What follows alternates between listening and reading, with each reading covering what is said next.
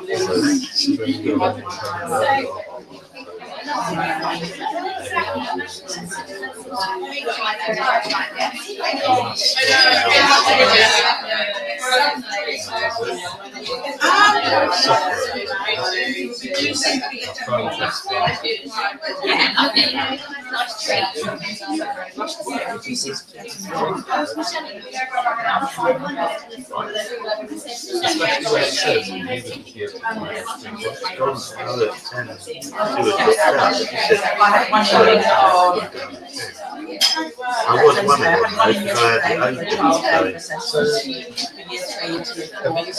these guys all been sent a link. yeah. So if I start that on my phone now, It's just on the help desk that's connect, and I destroyed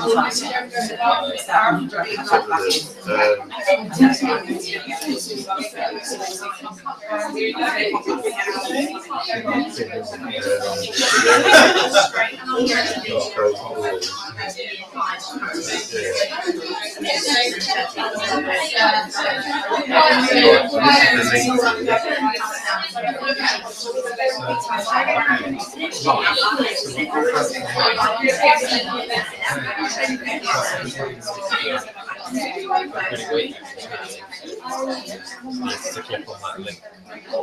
How do they know to do that?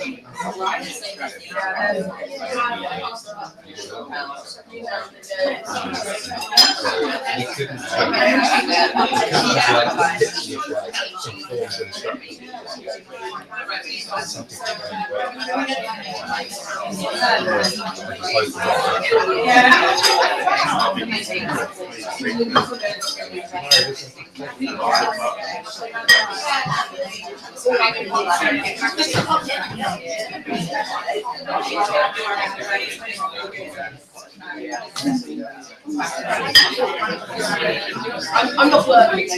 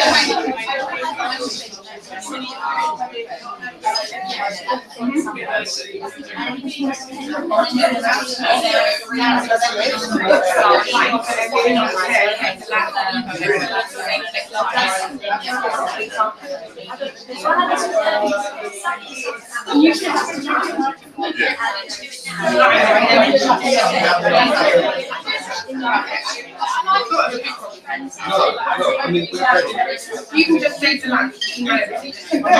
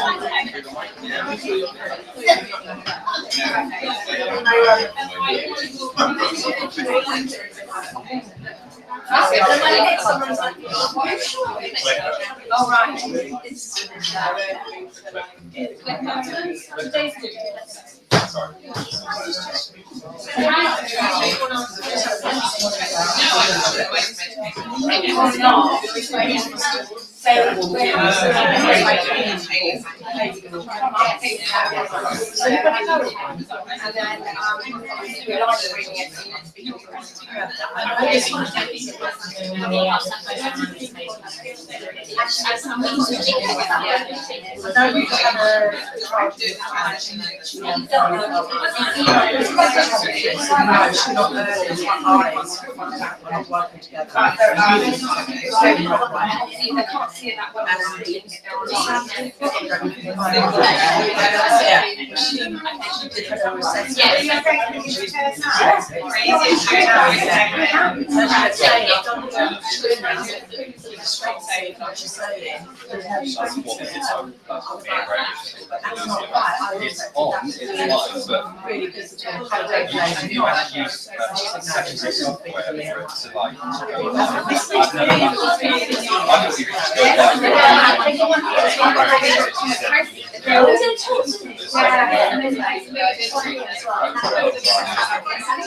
it's like, they just need to like take to like a YouTube page and it looks like it's even at the start. There's a live version that's interesting. Some people have worked that out by then leaving, but not a lot of users see it.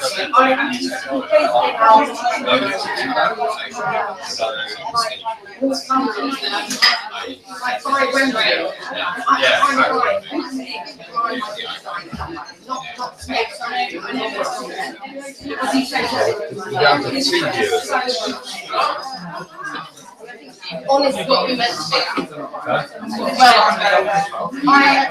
I was sat there and he went a bit nervous. But yeah, he's a very nice chap. Very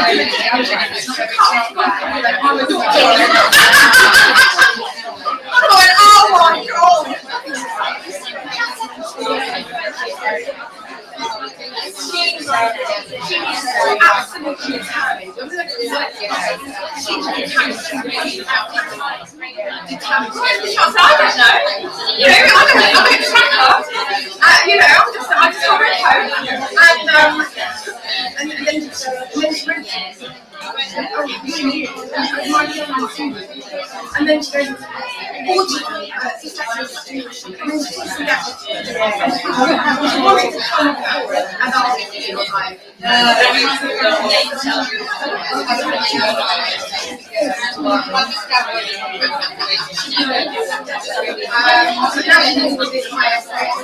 and somebody said, this is your second thing, and I'm trying to put it having sharp, the other one, she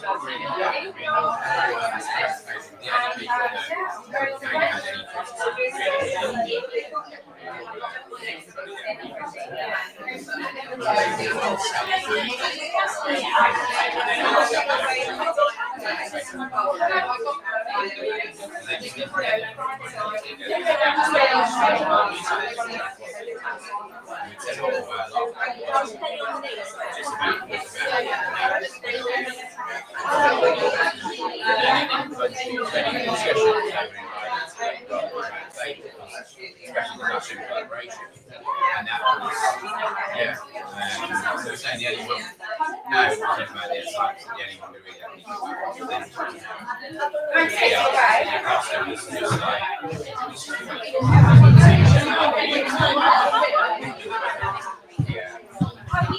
Good afternoon, everybody.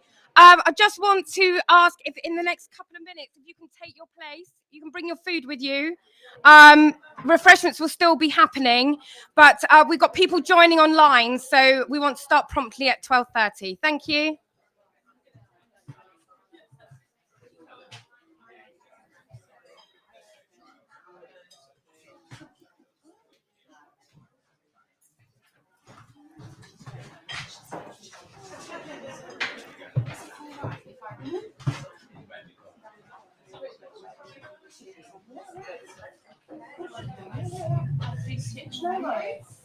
Did it take you ages to get down here? It was about 2.5 hours, but I had to pull over.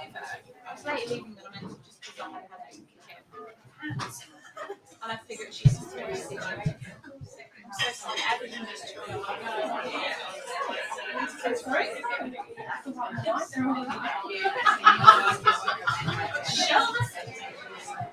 Do you know what? I see you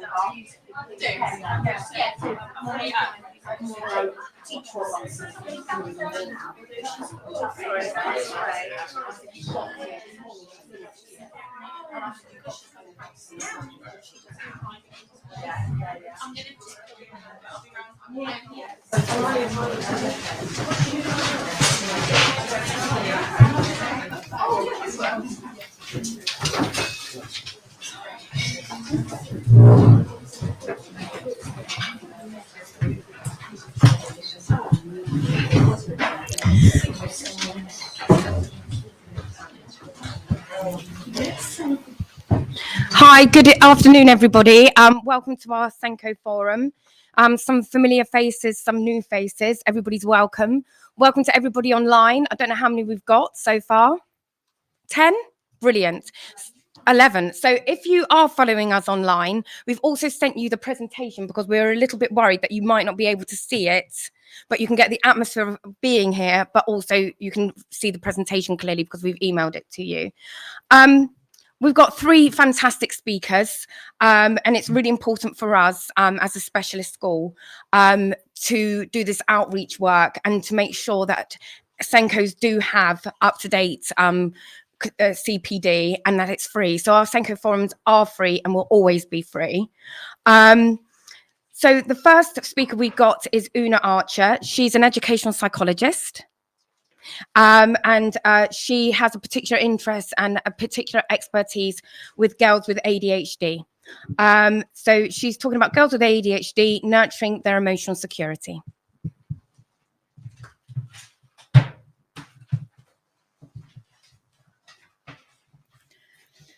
Hi everyone.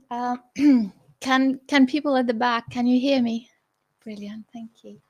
So imagine you had a journey to get here, then you caught up with some people you know, maybe you met some new people, and let's start this talk with just taking a little minute to come back to yourself, to come back into your body.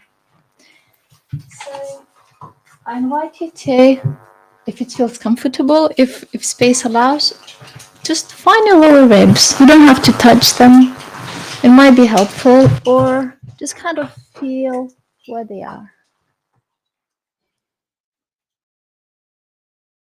And now, once you have a sense where your lower ribs are, take a deep breath in. And imagine you're sending your breath down your back and all the way down into your lower ribs. Don't hold your breath, let it out naturally when it's ready to go out. And let's do a few more slow breaths.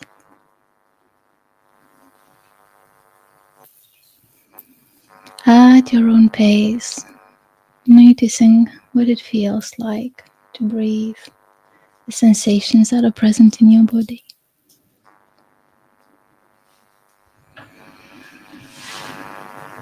And maybe one last one.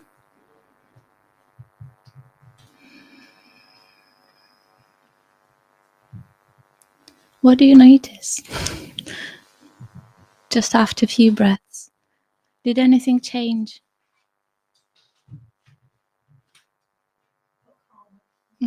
Calmer. Anyone else?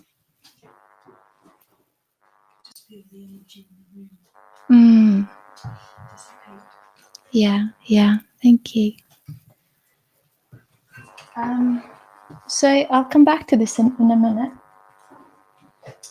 And we've done our few breaths, and let's just look at some ADHD statistics. And it's obviously really hard to, gauge precise numbers, but these are the trends that we can see from research. ADHD is estimated to be prevalent in a certain percentage of young people aged 18 or younger, affecting girls and boys at about the same rate. What do you reckon? How many of our young people have ADHD? Diagnosed or just that we think? Sorry? Diagnosed ADHD or just we think they might have? Just we think they might have. 30%. 30. Wow. Okay. Anyone else? 12.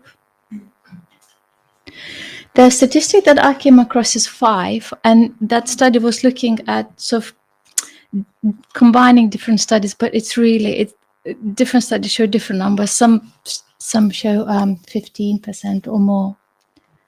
Girls are certain number of times less likely to be referred for an assessment or receive a correct diagnosis. What do you reckon? What is that number? 10 times. Not that bad. 3. Girls are 3 times less likely to be referred for an assessment or receive a correct diagnosis.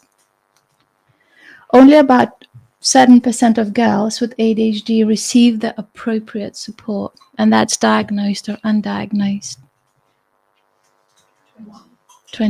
15. About a certain percentage of people with ADHD continue experiencing symptoms throughout their lives. 80 or 75. Yeah. So what's it like to see the statistic, to see that so many girls are not getting support that they need? So here's a little bit of context to ADHD, and now let's talk about emotional security, and we'll kind of weave those themes in and out as we go along. So before we talk about emotional security, I want to talk a little bit about our brains, and I'll probably repeat what you know, so I'll just go through it really quickly, and how that relates to how we experience security.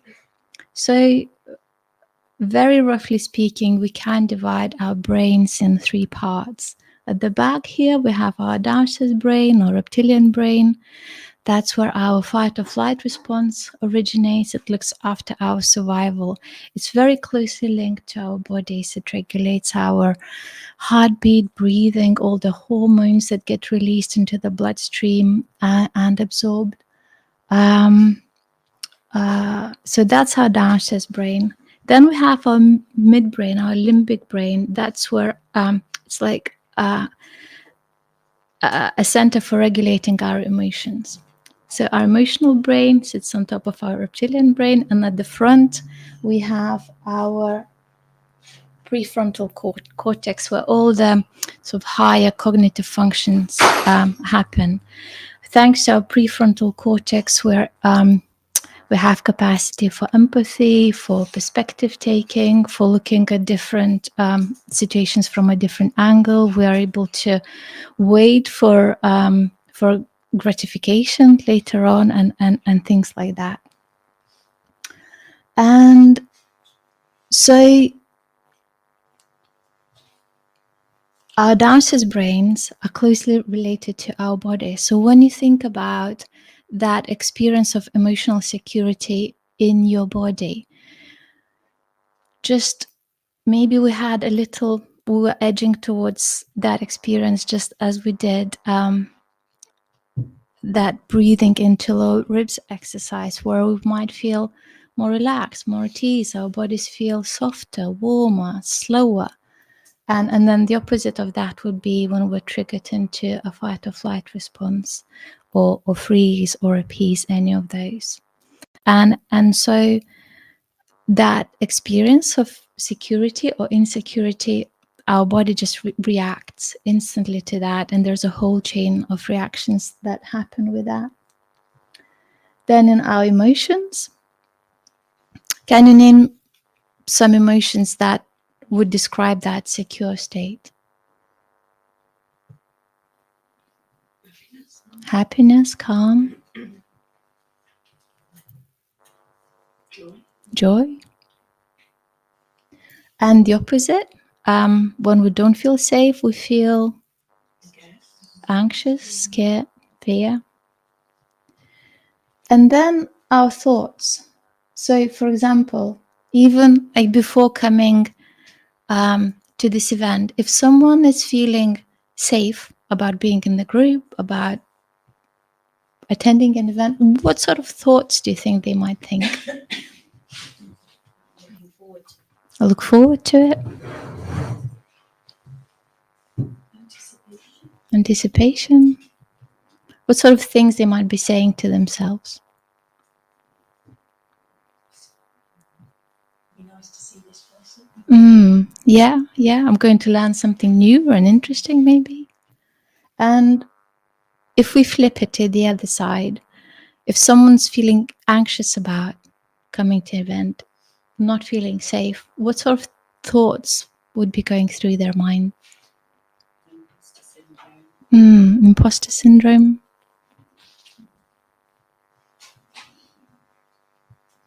Feeling shy.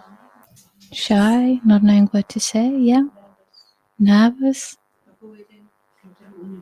I don't want to go. I don't want to go. Yeah. Who will I talk to? So I hope that kind of gives you a flavor of just how much happens on different levels when it comes to security and insecurity, and how much it can impact our experience in any given moment. So, and the next slide is we'll talk about how ADHD shows up in day-to-day life. And as you look at these slides, just also think about it from the perspective of emotional security. So, for example, we have this image here, and I really love it. And, you know, I'm not saying that anyone without ADHD just breathes through their laundry, but I think it's a nice experience, a nice picture to remind us just how differently we might experience the same situation. And so let's have a look at getting things done. And if you were to put yourself in the shoes of a girl with ADHD, and if you just think, so initially, we can look at these lists as someone who's looking from the outside, and as a teacher, as a Senco, as a parent, these are the things you might notice: making careless mistakes, difficult to get organized, time blindness, difficulties with multi-step directions. But now try and put yourself into shoes of a girl with ADHD and just sort of see, what would it feel like if you do keep making those careless mistakes? And it just seems like it's out of your control. There's not much you can do about it. And then you get the comments and you feel like, oh, I'm not reaching those, I'm not reaching expectations of my parents and my teachers. And what's it like to give into distractions? What's it like to get really frustrated when you have to wait? Or just like go for something without accounting for consequences, and then you're being treated as if you can't do that. What comes up for you as you look at this list? It's my husband. Oh, okay. Yeah. What's it like for him to go through life? He gets overwhelmed. Yeah, overwhelmed. They feel frustrated or they don't understand why, so they might then think that they're just stupid, things the way that everybody else can. It affects their self-esteem. Yeah. There must be something wrong with me. Yeah. Let's have a look at area of relationships. And again, these are some things that can come up for a girl with ADHD. Can everybody see?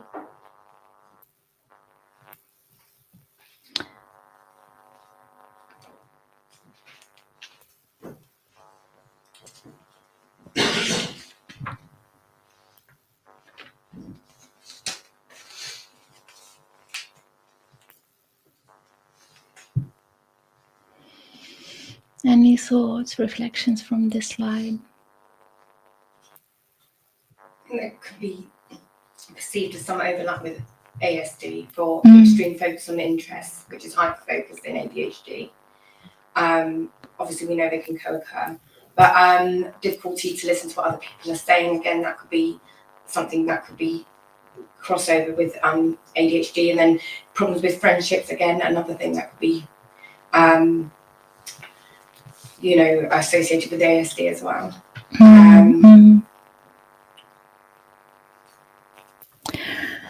can be really frustrating as well because life is just so slow and this brain is getting so fast. Yeah. It means it's boring as well. And of course, ADHD is different for everyone, but imagine what it would be like in the skin of somebody who has rejection sensitivity and is really sensitive to like how people not even treat them, but how they perceive how people treat them. And couple that with extreme focus on what interests them. And, if that other person is not interested in what you're interested, so like, how do you connect?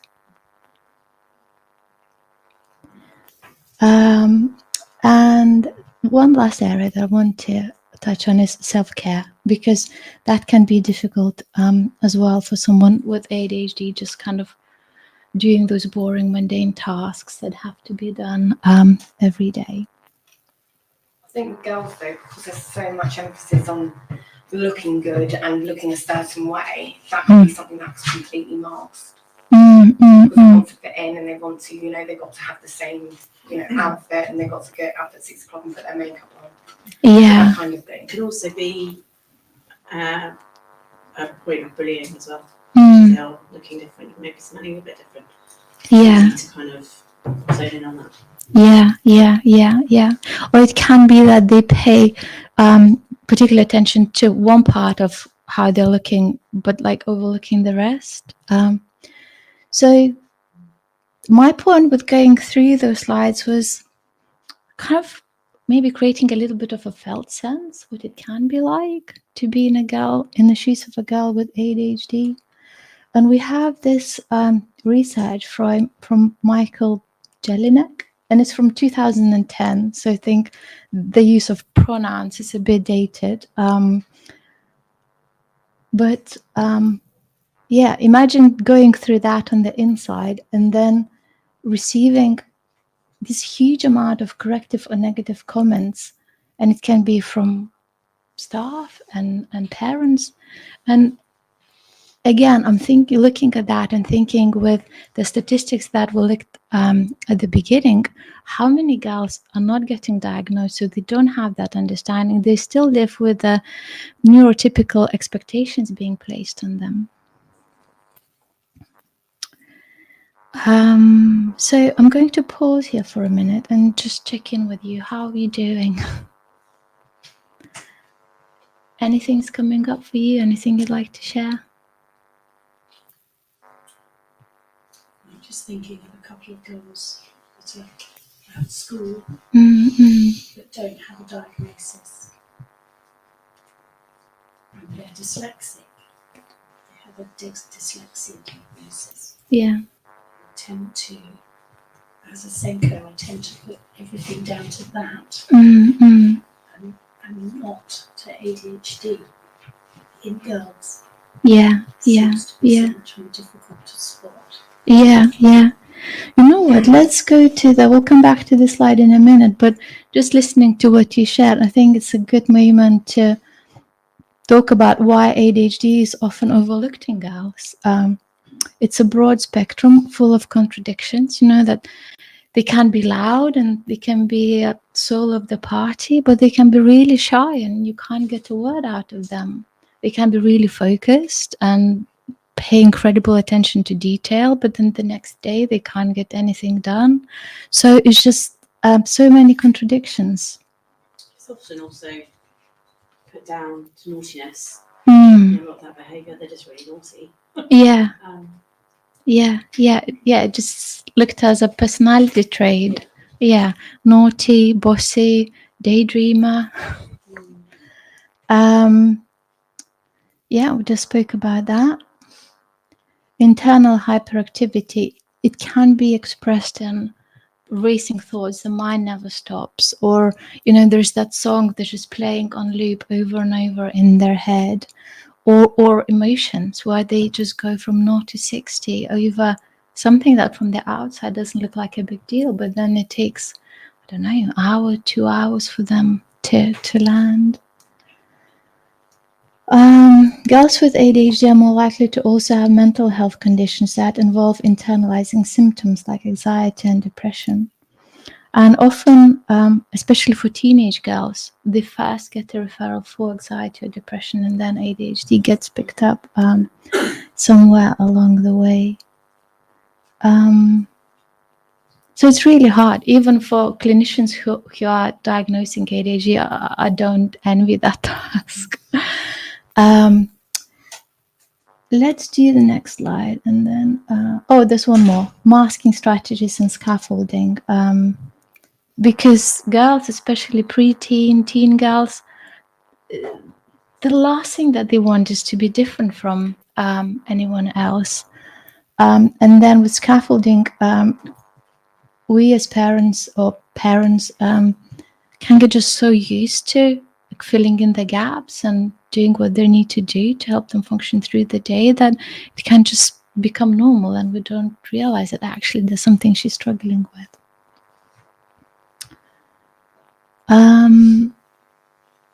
Let's go back. So I want to take another 1 minute break, like we did with breathing at the beginning, and I'm going to explain why I'm doing this. The first exercise that we did with the breathing, it helps us move from our sympathetic nervous system being activated to parasympathetic, and that sense of resting, digesting, calm, feeling more secure. And here's another exercise that I'll invite you to do in a minute. And so when we regulate our nervous system, when we create sense of security in our nervous system, that is the foundation for then it's much easier to find those secure emotions and secure thoughts when our bodies are regulated. And the reason I chose the first exercise, and the one that I'm going to show you in a minute, is that you can do it at any time. You can do it now as you're listening to this talk. You can do it when you're talking with a pupil. You're doing on the way home. If you feel like, my nervous system is telling me something, you can take a few breaths into your lower ribs, and after that, you kind of notice a state in your shift. So with that peripheral vision, again, it's something that taps into our vagus nerve, and that's something that helps us move into that calmer, safer state. So find a spot to look at in front of you, and it can be anywhere. And as you look at that spot, just broaden your vision to see what you can notice at the periphery without moving your head. And when we're in the fight or flight state, we tend to go into tunnel vision. When we come out of it, our vision broadens. And if you want to experiment with it at home, you can even move your hands. So like right now, I can see my hands and I can still see them, and now I can't see them anymore. So if you want to play with it, you can just use your hands to really know where those edges are. And right now, what you can do is to move your focus in the periphery of your vision field in a clockwise direction. So I'll describe what I see and you just follow with me from where you're at. So I see a speaker. I'm looking at the handle of the door at the back of the room, but now I see the ceiling, and there's another row of speakers there. And there's a banner. I can see it kind of in a really blurry way. Okay, and let's pause. What was it like to do this exercise? Do you notice a shift in your state? I didn't like doing it. Okay, fair enough. But I have ADHD. So Ah, okay. Yeah. I'm not really difficult to do. Okay, that might be too much. And that's why I'll introduce you to one more at the end. That's why I wanted to give you 3 different practices. Sorry. Because Tried to focus. yeah, well done. Because different things work for different people, and that's absolutely fine. If you didn't like it, thanks for playing with me and giving it a go. Yeah. Anyone else?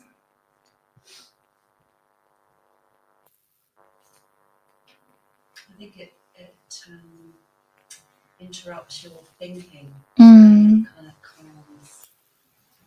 Just that, you're always processing, aren't you? You're talking and you're looking around at things and focusing on stuff. And because it was sideways, it just felt as if it broke that thought process. And it's not calming in the way the breathing is, but it's just like a bit of relief.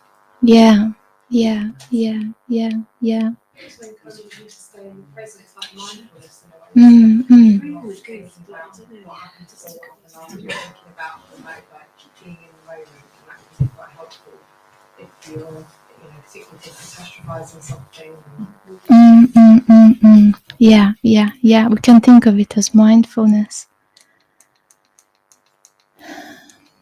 So, lack of support for girls with ADHD can result in a whole bunch of difficulties. And now again, as you look at this list, just think about what it would be like if those girls felt emotionally secure in who they are. If instead of thinking, oh, what is wrong with me, they were thinking, well, yeah, I find focusing difficult, but that's okay, I'm still fine. Or, yeah, I do interrupt people, but, I'm still okay. I believe that if more girls received support, but also even without diagnosis, if more girls received that emotional support where they could feel secure in who they are, of course, I don't know, but I think a lot of those problems would be half, or at least not as frequent and not as intense. So let me just see how we're doing for time. So I couldn't leave out talking about what can we do and how we can nurture their emotional security. And I want to start with this graphic. So first I'll introduce it as a basic idea and then talk about how it relates to girls with ADHD. So this graphic was created by Circle of Security International, and it's easily accessible online. You can just look it up, you can find it. And what they did, they looked at 50 years of attachment research that was kind of written up in the scientific journals that parents, teachers, Senkos generally were not reading. And they realized there's so much valuable information, and they wanted to make it accessible to parents and practitioners. So they took key ideas from attachment research and they put it in this easy to understand, easy to follow graphic. And I love it because we can instantly relate to it. And at the same time, there is so much depth to it. We can look at each part, and we could have a whole workshop about each part of the circle. So what it represents the hands there on the left hand is secure base and safe haven. So at home, it's parents for their children, or childminders, or nannies, or family members. At school, it's staff members, teachers, learning assistants, you. And I'm just wondering, in all of your training, all your CPD, did anyone told you that, yes, you have all those responsibilities that you do, but at the same time, you are an attachment figure for the children in your care? Has anyone heard that before? Or No.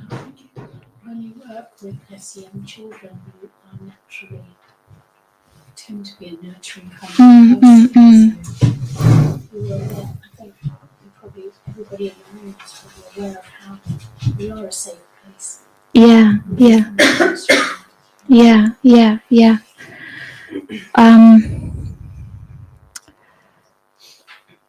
I think teachers are told about the importance of attachment and how children with poor attachments might find school difficult and support them. But I'm not sure the teachers are told that they could also be part of that.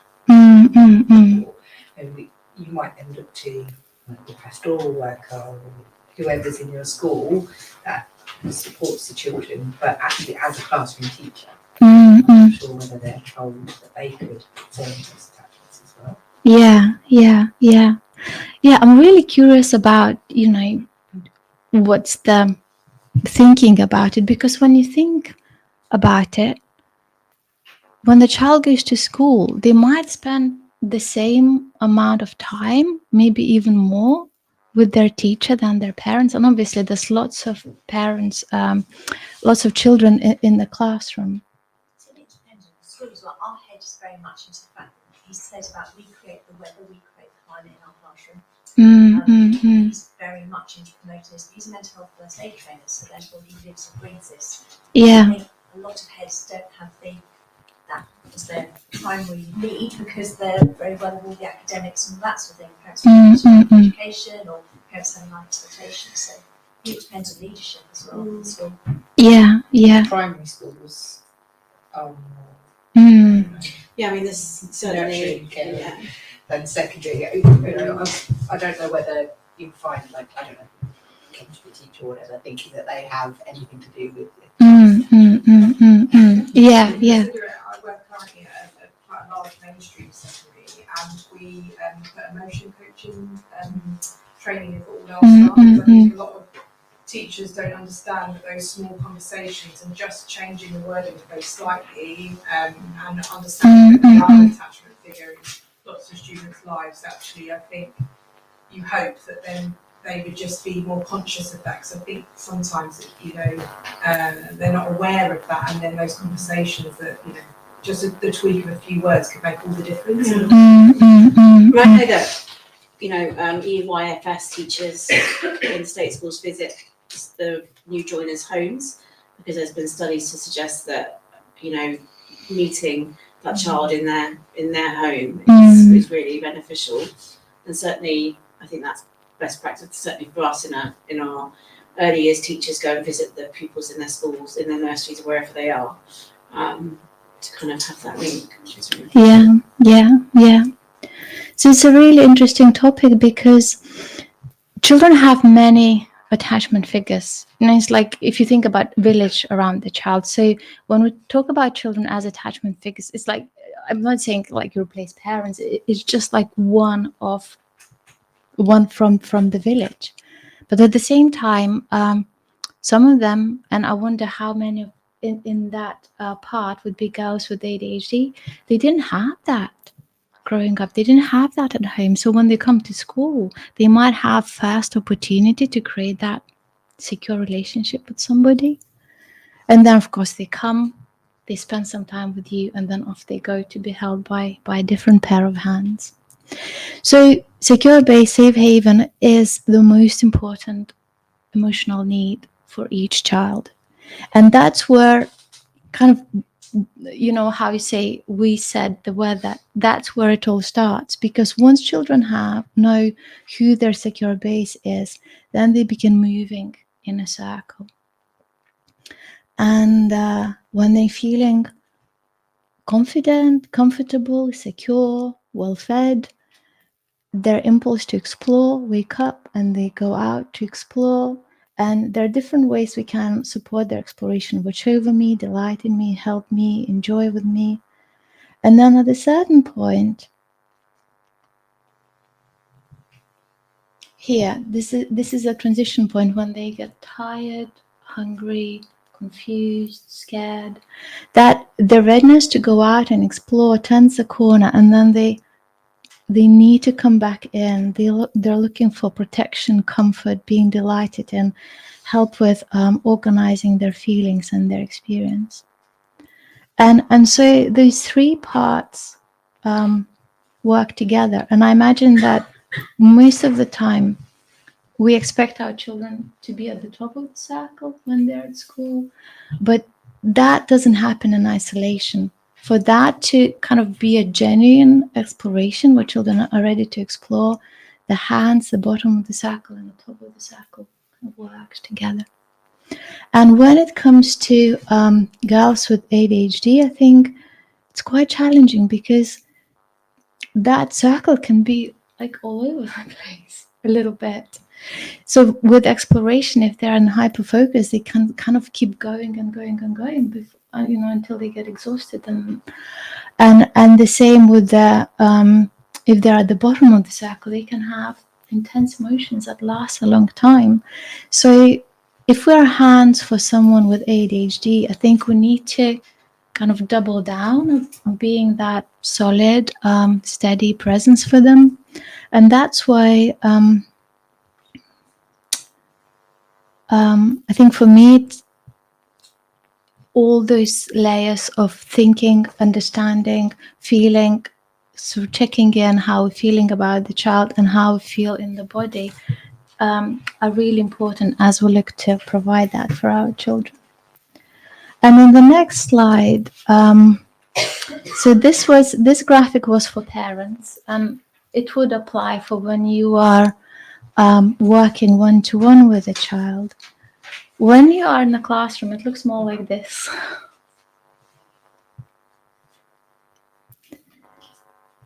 So there's one pair of hands, maybe two, and then you have children. And what's fascinating about the circle, that children, whether we think about it or not, it happens all the time.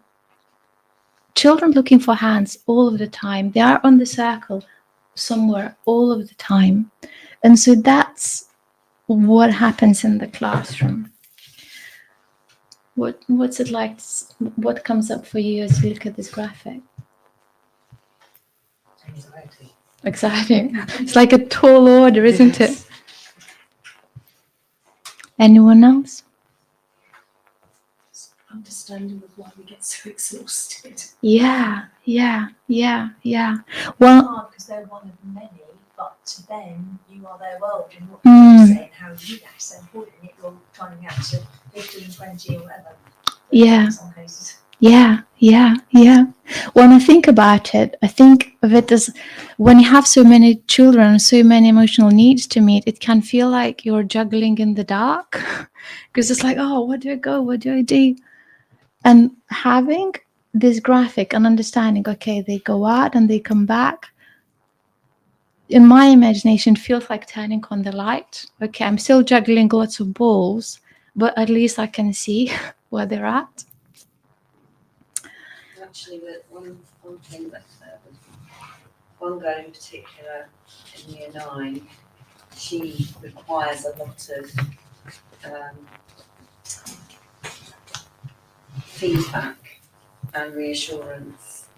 And what can happen if I'm not careful is that most of my attention goes on her, and then if I kind of almost sort of gently put her to one side and say, you know, you just need to do this now, sometimes she'll get this overwhelm and she'll want to leave the classroom. And she's actually a very generous spirited person, but when she has those needs to the extent where she just wants my attention all the time, that's quite difficult to manage, because you know that other people are struggling, not struggling, but I mean all of the children in my class will have some kind of learning needs or emotional needs.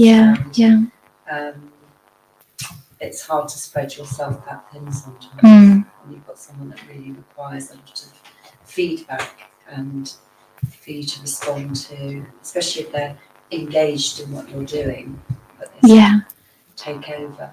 And you're trying to do that with them. It is really hard. Thanks for sharing that.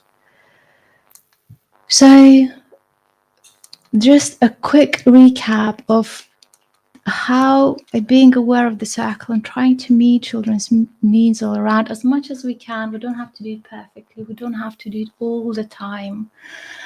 It just helps with so many things, and not just with girls with ADHD, but for all the children. It helps with learning, it helps with relationships and behavior, and it builds that emotional resilience, because so often we think about emotional regulation as, oh, you know, you do this practice or do that practice, do this exercise. But when we look at it through the lens of the circle, we really, instead of thinking about it as emotional regulation, what happens is emotional co-regulation, what you just mentioned. And the more we co-regulate with the children who need that support, the more they're able to regulate themselves. And I appreciate that sometimes it takes a lot of time and a lot of repetition. So what I know that try to fit in as much as I could in this talk. I hope it was helpful, and I want to close it by recapping what we can do to help ourselves kind of ground into being that pair of hands for our children. And I think that understanding it helps, but really creating that sense of security in our bodies, coming back into this moment, can help us connect and be present with the children that need us. So to recap, with it breathing into lower ribs, that's available to you whenever you can remember. Focusing on the peripheral vision, just even if the conversation is getting a bit intense, you might notice, oh, okay, there's a window, there's another window. And there's another practice that I wanted to talk you through, is it's called havening, and it's simply stroking your hand. And again, for some it might be comfortable, for some not. And the key is to do it slowly. So just slowly go from one side to the other. You can go on your palm. And again, we're sort of tapping into our vagus nerve to remind our parasympathetic nervous system that it's there. Just notice what it feels like. Notice how your experience of this room changes as you do that.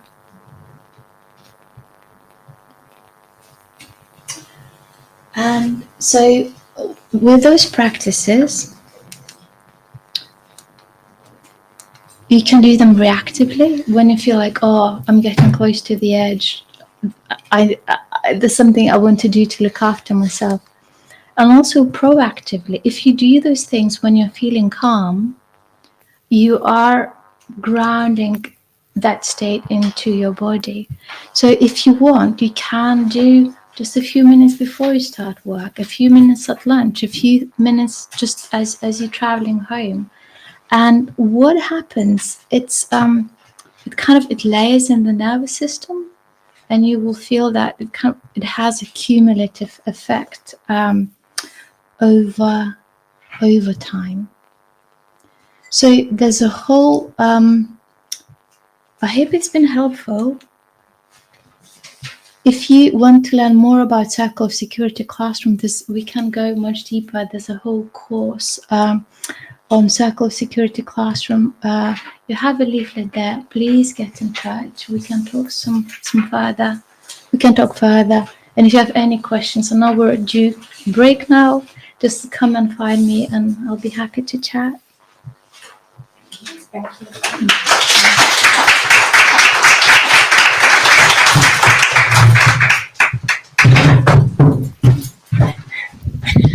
Thanks, Una. That was brilliant. We're going to have we're going to come back about past. So the loo is out there, through the doors, through the second door, and then to the left is through our gym. So if you need the loo, again, there's loads of food, and it's an opportunity for people to online to go and have a break and come back at 1:30. Thanks.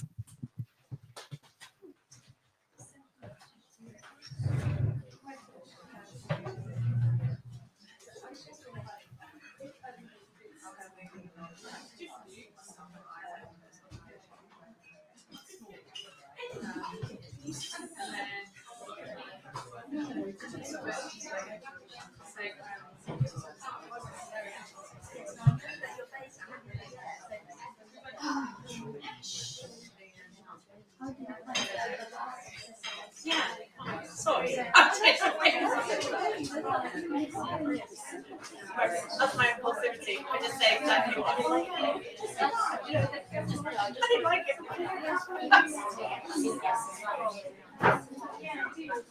What I should have said is like, yeah, it's fine. Yeah.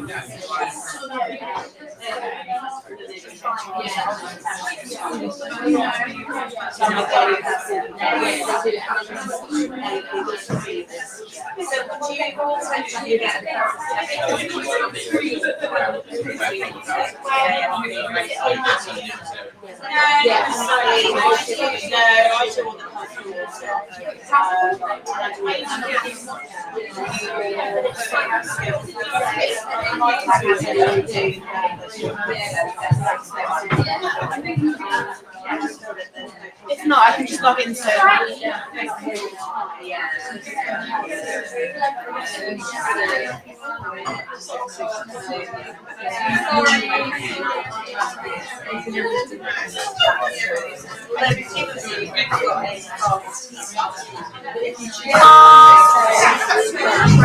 Yeah, they are.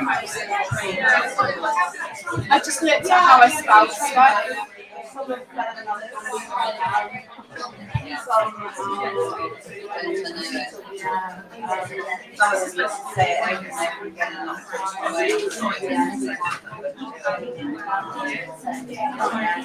Which actually is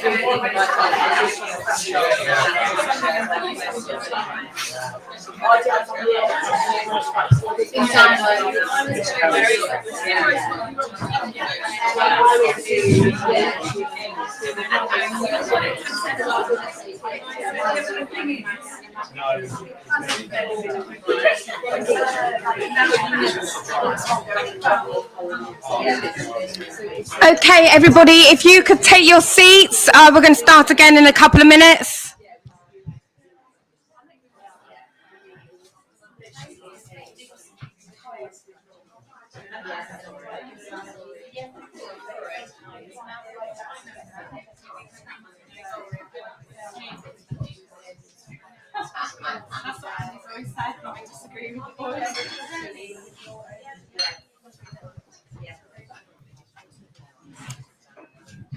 Okay, so our next talk is from Dr. Helen Ross. She's going to be talking about Lili Lamp, which I always call Lumiere, because it's French and I think about Lumiere in Beauty and the Beast. I think they should rename it Lumiere, the Lumiere light. And Helen will tell you all about that. And also Nuance, which is like a hearing device for children, not necessarily if they've got APD or hearing difficulties. I've known Helen for about 2 years now. She's also one of our specialist dyslexia assessors at our assessment centre. She's a knowledge of wealth and dyslexia, and a very good friend. So I'll pass you over to Helen. Apparently I have my face to face either. Do you need me to stand in front of the microphone? Just near it, please. Okay. I always find them quite intimidating.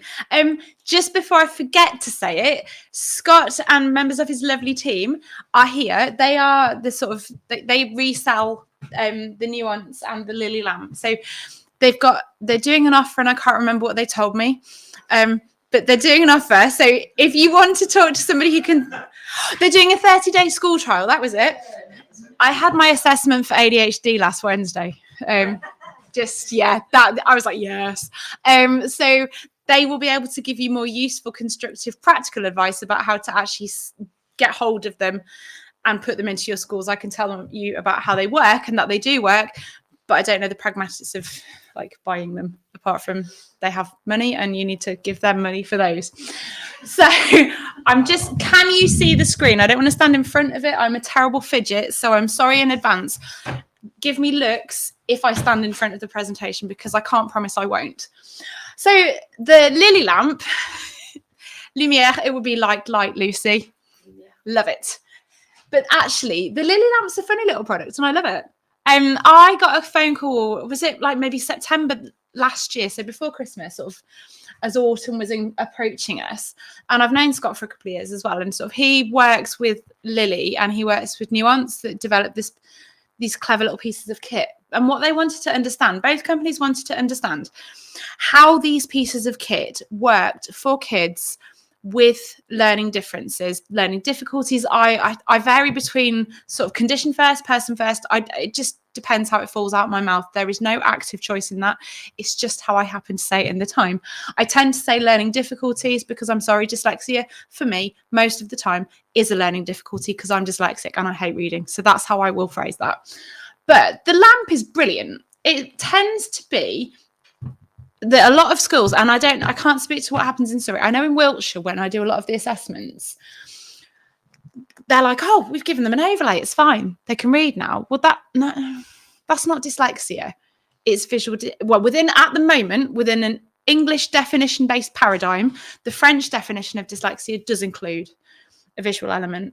And I made sure I read it. And so for the French system, it is a dyslexia.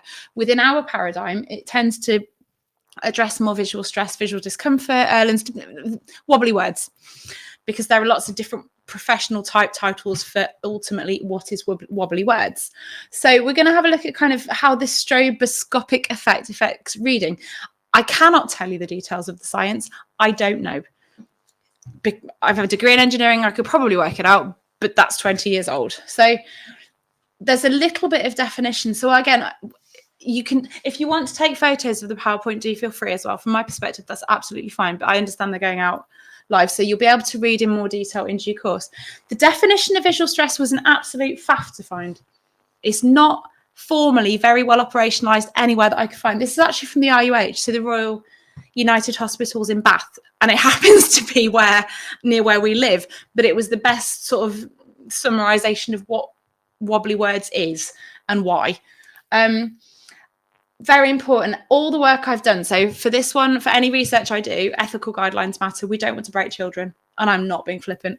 We do not want to do things where we're asking kids to do stuff they find difficult in a setting that can be school, which for some children can be very, very oppressive and very, very difficult.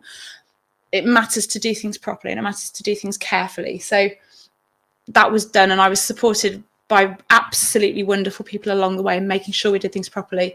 But I will always caveat any research, whether it's uni-based, whether it's me sitting on my computer at home talking to people, ethics matter. So the kids were given the option to say no, and some kids did say no to me, which I think was really actually good. If a kid says no to me, that says I've pitched everything right. So for the Lili one, we had 2 year 6 lads who they were such little sweethearts. They were just such nice kids.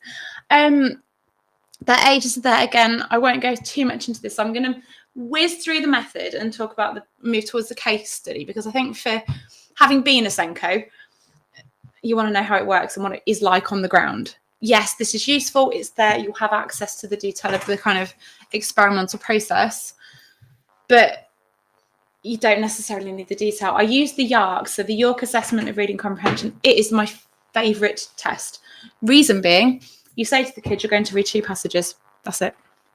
You don't do the GORT, I can't remember, grey oral reading. I hate the GORT, personally. It's a very well standardised piece of kit, but you can't say to a kid, we're just going to read a few undetermined number of passages so I can get some data about a piece of kit. You're putting a child through something that's very difficult.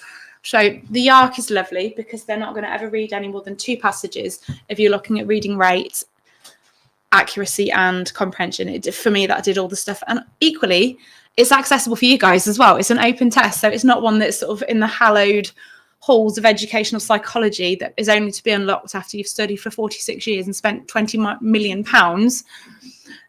to get there. You can buy it. It's a couple hundred, I realise, school budgets, but it's accessible. So again, deliberate choice. The Dibbles, the names of these tests. This is an online, it's available from the University of Oregon. The nice thing is, I looked at reading, it's they have an Australian standardised version.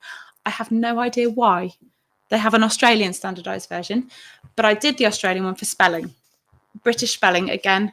So these kits, again, this was available free online. There is a pay for element. I didn't, because I just wanted to know how many words per minute they were reading for reading fluency. Again, keeping it as short as we can. On the ground, I came to the school, I met the kids. I think I nearly fell over in front of one of them as I was walking along as well, which is a very me thing to do. I came into the school, we were able to have a really nice space in which to do the testing, just laying some groundwork for building relationships, because I think, again, you're an adult, there are certain expectations that go with being an adult in a school, but you're trying to reduce. It's always kind of, when you're dealing with any research with kids, there's this power balance that you have to play with, and it's a really difficult one. There's Pia Hardrup Christensen in 2004. It's 20 years old, this paper she wrote, but it's about being the friendly adult. So you've got to meet the expectations of being an adult in a school setting, so that if a kid does something daft, you'll address that, but how you address it, how it's done is careful. Or if a kid needs to talk to you, you let them talk to you. There are so many different sort of tensions. So again, it's all the time through both of these projects, it was about being really careful. We did 2 visits. So the first visit, they got to play with this lamp. And I kind of basically just let the kids, it's quite a nice little like fiddly thing. They could tweak it, they could play with it. And there's a really nice phone app. I think it's still installed on my phone.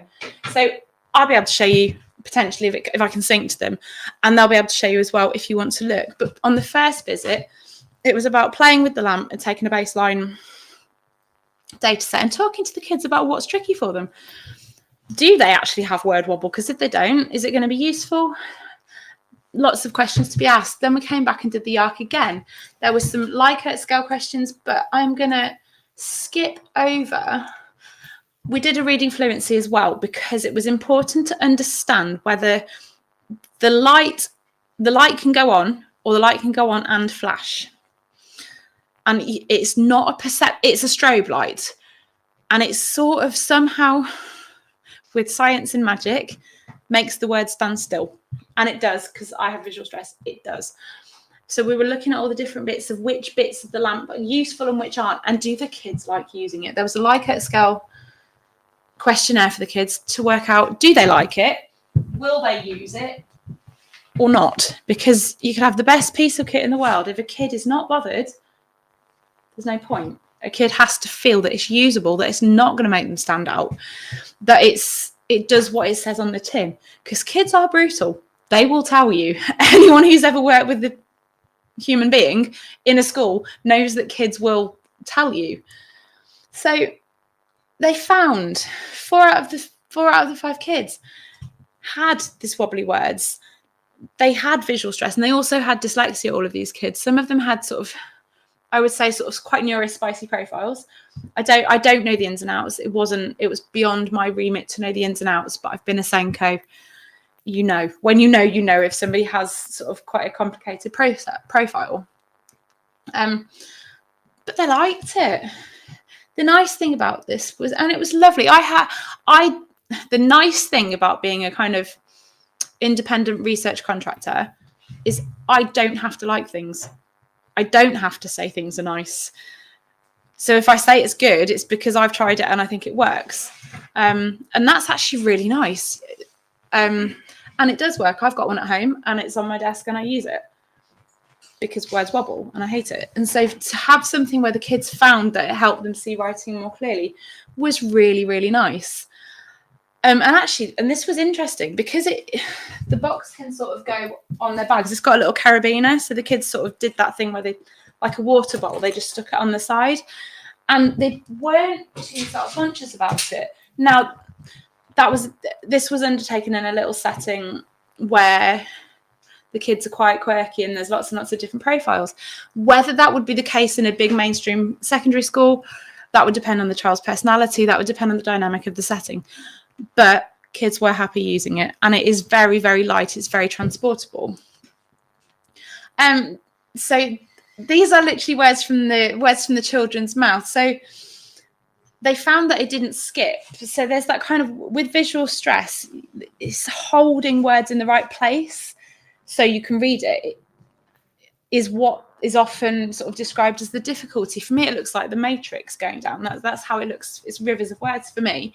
But these kids sort of described their experiences and it took it off a little bit. It just calmed it down. Somehow it, again, I don't know the science, but for me, when I turn it on, it's sort of the words pop up and stand still. It almost looks a bit 3D. The halo and the kind of fuzz around it goes. And that's what the kids described as well. And it was really, really interesting. Now, I've got a couple of case studies. I realise the writing is quite small because this is sort of, this PowerPoint varies as to who I speak to. So I always figure if people want to take a photo of it, then you can read the detail yourselves. But Sadie, obviously, is not her real name, but she was such a nice kid. She, I think she was probably autistic. She certainly presented thus. I'm not a medical doctor. I cannot make that diagnosis. My brother is autistic though, and I'm like, yes, I think she was. She really struggled with the act of reading, and words didn't stay still. And sort of she subsequently was quite fidgety. The page moved a lot when she wasn't reading with it. And she talked about almost like they were falling off the page. Like words were kind of like lemmings off of, I'm using it, but that was sort of like they were being described as lemmings falling off the page. And I thought it was a really interesting way she had of expressing the difficulties around reading. But because of that, she couldn't fix the words, she couldn't read them, she couldn't get sentences to make sense because she couldn't read them. As a barrier, that's not a literacy barrier, that's a learning barrier. That's a huge, huge barrier, because when you get to even key stage 2, when you get to the point in school where you're having to rely on the written word to access learning, if something's making the written word difficult to access, it's just not ideal at best. And it's exhausting. It's soul destroying at worst. A study from GL Assessment a couple of years ago came out and said that 25% of year 10s have a reading age of 12 or less. And yet we're expecting kids to sit and read and do stuff. It doesn't add up to me. Well, it adds up very badly to me. But little things like this. So for her, she found that it just fixed it really nicely. They didn't flash. And I don't know, we chatted quite a lot actually. Like once we kind of finished this bit, I walked her back to class and we just had a chat, which is that's a privilege as an external. And she just said it made everything easier. And her sort of the speed she was able to read out was a lot stronger. And she just said it just was easier because you're straining all the time. If you're taking the burden off somebody for reading, that's one of the blocks to being able to understand the passage out the way. Dyslexia is a different flavour of block, but if you've taken away the visual element, you can then start to deal with the other stuff as well. I don't know. I think she bought it as well. Some of the families kept hold of them after they'd finished the project because they were offered them, and not. In fact, they all did. All the kids did.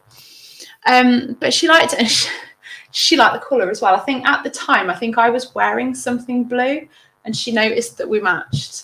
Which, I don't know, it's just a sweet comment. She's just proper sweet girl. And there was a little lad who, and his accent was fascinating. I think there might have been Canadian family, I can't remember, but his accent, no, South African. So he already, before you fling in sort of actually having dyslexia, if you've got different sound sets in your mind, a South African set of phonics and an English set of British Southern English set of phonics, they're quite different at times. So he was already dealing with that. And he really found that reading before adding in the visual element was an absolute faff. He liked it, but it was hard work. And he always said to me, one of the comments was he felt like he's naughty because he doesn't always read his school books. He reads at home, but not like the proper books. My argument is if you're reading a cereal packet, you're reading. That's my argument. And is it a hill I die on? Maybe. But he also had horribly wobbly words. And he found again, and he used it a lot. Both of these kids, Sadie and Harvey, both used it at home. I had feedback from their parents as well, that they use it at home. So it wasn't just the child kind of pleasing me. I had word from parents, and I spoke to both parents quite at length. And again, it was this skipping ahead. It's that fixing. Where am I looking so I can actually read? And the minute you look on it, it moves. So it's a really tiring process. He tends to use not black on not white. So I think he's sort of a buff paper with slightly navy-ish text. That sounds like would be his jam ideally. But his mum said, and he said as well, that he found particularly if he was tired, because you've got less capacity to compensate, it was this notion that it fixed the words because of science and magic. It fixed the word. Obviously it isn't actual science and magic. No, it's actual science, not magic. I have a degree in mechanical engineering. I could be designing aeroplanes. I'd never fly again. So both of these kids really spoke to the fact that this lamp does what it says on the tin. It stops everything wobbling. It holds things so that they can then engage with what's being said to some extent. Obviously, there is a dyslexia element, but the kids could make sense of it. They could read. He found his rate improved slightly. The reading accuracy didn't always improve, but the kids' experiences of reading improved. And with it, I think it was a 3 to 4 week. Three-ish weeks between the first visit and the second visit. So you're not going to see sort of 6 months worth of reading accuracy progress in that time. You're not. Let's be realistic about this. And I think it would be disingenuous to say that would be the case. But what we did see was the act of reading was made easier, and the kids were then more able to do their homework. They were less tired when they were reading, so they were subsequently more receptive to what they were actually reading about. Because that, I think, from sort of my experiences of living, breathing, eating, sleeping dyslexia, because I am dyslexic, and also from my work as an assessor, from basically every single bit of research work I ever do, if you've given all your brain space over to just trying to work out what the damn word says, you've got 3 or 4 words in a sentence that you've had to battle to read. Well, what on earth is the sentence on about? That's my journey with dyslexia. That's so many people's journeys with dyslexia. And then if you flip visual stress onto that as well, it just makes it a really difficult process. So this does a really nice job of taking that off, so kids can just read. And Harvey really enjoyed it. He's proper cute. I like that kid. He was lovely, really nice kid. So for the Lili, people liked it. The kids enjoyed it. It did do what it says on the tin. And I would say probably as kids progress and get older, if you're thinking about exams access arrangements, and I'll say the same of this for any piece of tech really, if you've got a kid who might need a reader, a scribe, a person basically sitting with them in an exam, anything that one can implement that can mean a person can be redistributed, I would say is a good thing. So you might find that having a lamp could mean that somebody doesn't need a reader. If you've got 10 GCSE exams of an hour and a half in length, that's 15 hours of person power, which is, in Wiltshire, they call it's about 18 quid for a TA. I think that's what the local authority allows for on costs and everything. So there is a cost benefit potentially, depending on budgets, depending on children, but there is a cost benefit potentially to having something like a lamp or something like an Orcam or a scanning pen, an other piece of kit, because you've got that piece of kit. Then it's not so that the person can go to the kid who needs a person, not a process supporting, because I would say there are children who need a person. Reading is a process. It doesn't necessarily need a person. And also actually then, if the kid's going out into the workplace, they're more independent. So I think there's a real thought process to be had. There is no right or wrong answer, because reasonable adjustments, or that sort of fluffy language within the Equality Act, the trickiness that is the Children and Families Act and the Senco Code of Practice, yay, there's an awful lot of plates to be spun and judgments to be made. But I think there are thought processes that perhaps can be had if there are pennies available. I realise we're in a time and a resource poor system, but it's things you can think about. And the kids liked using it. They all showed improvement. And their teachers, again, I caught it with their teachers at the school because it's a school I know well. They were happy. The teachers commented it was a good experience for them. So small sample, but shows masses of promise, I think. And it's a nice little gadget. I use it. I don't use everything I get given to try. This I do. So we looked at the project aim. That was project aims. I'll sort of skip on. The change of colour was a lot stronger on my laptop. So going to kind of dip into the nuance.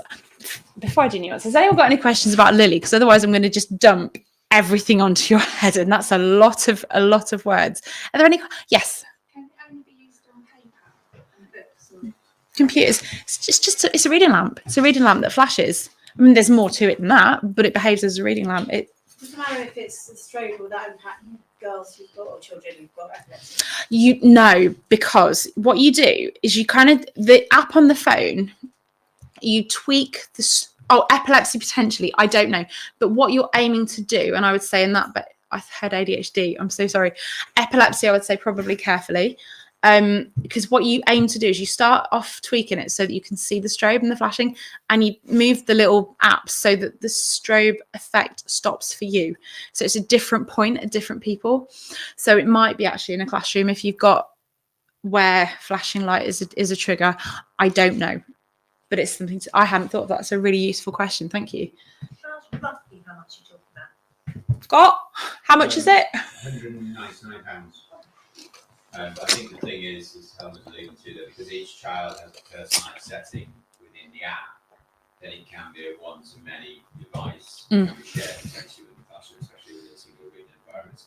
So as long as you've made a note of that particular child's setting, you can give it to somebody else to get some more settings, just have those as like a register, and then when you come to use the app for that, just set that to the child. It takes about 30 seconds to set. It's Helen proof. 200,000, I think so, yeah.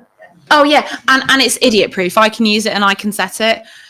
Me and computers aren't always best friends. Genuinely, I should never design anything that is potential. I should not design aeroplanes. There's a reason I'm not an engineer, but this is a really straightforward piece of kit to use. Oh, sorry, I see your question. On the stats that you had, it was all like 4 out of 5 of the kids. Was it the same child each time? Offhand, I've no idea. I might have written it in the notes. But that's a really good question. I don't know. I'd have to look back at the data. No, I would be able to tell you. I've got the spreadsheet with me. I can tell you if you want to know. But offhand, I can't remember. It's a really, really good question, though. Yeah. It says that it improves their reading rate and obviously Yes. their comfort. It doesn't improve their accuracy. Did you test for comprehension? Does it actually help them to understand what they're reading? At that point, though, we didn't look in detail at comprehension, because again, it was only over a few weeks. So we were looking very much at the mechanics of the reading rather than the understanding.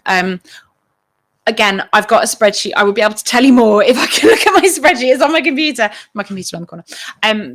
But it was the mechanics. Because it was a short-term project, we didn't have time and resources to really kind of, I mean, ideally you'd have like 50, 100 kids, spend loads of time with them and really understand, but it wasn't feasible within the constraints we had at the time. So Did you repeat the same? Was it the same test that you?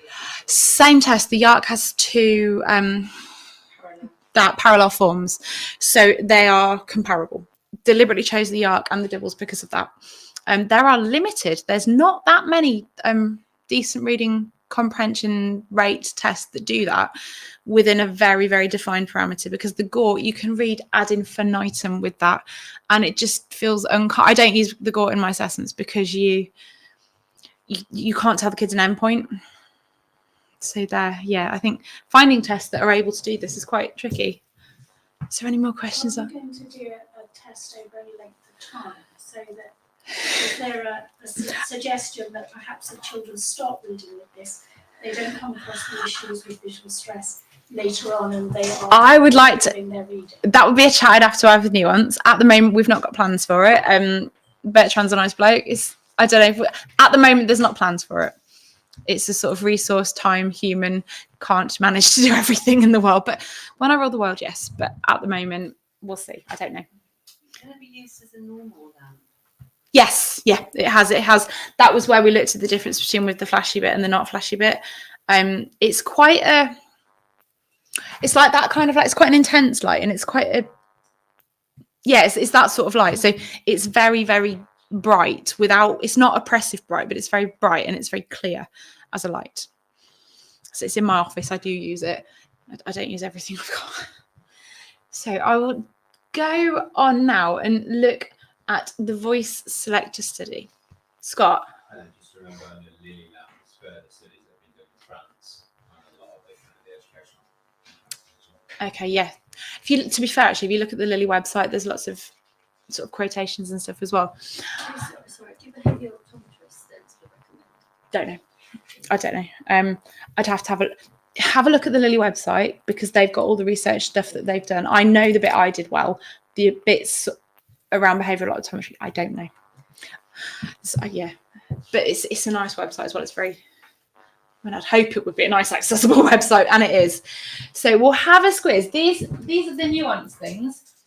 Scott said if anyone wants to try one on, you're welcome to. I tried it on. And these are things that are about turning out the fuzz, turning out the noise. So in a classroom, there's like all the stuff going on, and there's all the noise, there's the distractions, there's the person tapping their pen, there's just stuff. Even I read something on LinkedIn the other day, and it was an autistic girl, but she had really heightened senses, and she talked about what you think is a silent classroom. All I can hear is the clock, the whiz of the computer fan, the radiator clunking. It's that kind of thing. So what this does is, and I think it uses Fourier transforms. I think I actually know how that works, to split the different signals so that they can dampen the not main voice. It turns down the volume on the people, the noise, the stuff that is not the person speaking. So in a classroom, it's the teacher. It turns down everything that isn't the teacher. And it is such a strange effect. We used it at the dyslexia show in March. It's just odd. It's really odd because everything just goes, ooh, and all you can hear is the person you're speaking to. It's so clever. So clever. So with this one, we looked at listening comprehension. Finding listening comprehension tests that's quite tricky. But actually, if you need people to be able to listen to you, you want to know they've understood you. So that was how we looked at this. There were 4 kids, and this is the particular study where a child said to me, no, I don't want to do it. He was a nice kid, lovely kid, just not bothered, not engaged. And again, we're not prepared to, won't ever force that. So it was 4 students, a boy and a girl in year 4. The girl was absolutely awesome. She is awesome. And the lad is a sweetheart. They're just lovely kids, these kids. My research is not objective in the point that I like the kids I work with. I think it's a really nice place to be. I used a little bit of info about the test. It's the academic achievement battery. Now, this is not an open test. It's a test for specialist assessors. I'm really sorry. I couldn't find one that anybody could use. I just couldn't find it. I joined the American Psychological Society register just to see if there was one. Like, I couldn't find one. And the gatekeeping around tests, not ideal. But it was a nice short protocol. It was you listening to 3 passages. You ask 4 questions about each, 2 or 3 passages, 4 questions about each one. Very clearly defined parameters. Again, because you're working with kids that are finding something difficult, it matters to be able to be very precise in all of these things so the kids know what to expect. And again, it was spoken, so an American standardization was less problematic. There were some words that were sort of American versus British, but they weren't so bad. Sort of, it wasn't insurmountable. And if I think about my 5-year-old, kids learn American. Paw Patrol. So it was a nice, quick process for them. And I also, with this one, we looked at the kids' experience of learning in the classroom. It was all very quantifiable and very like this.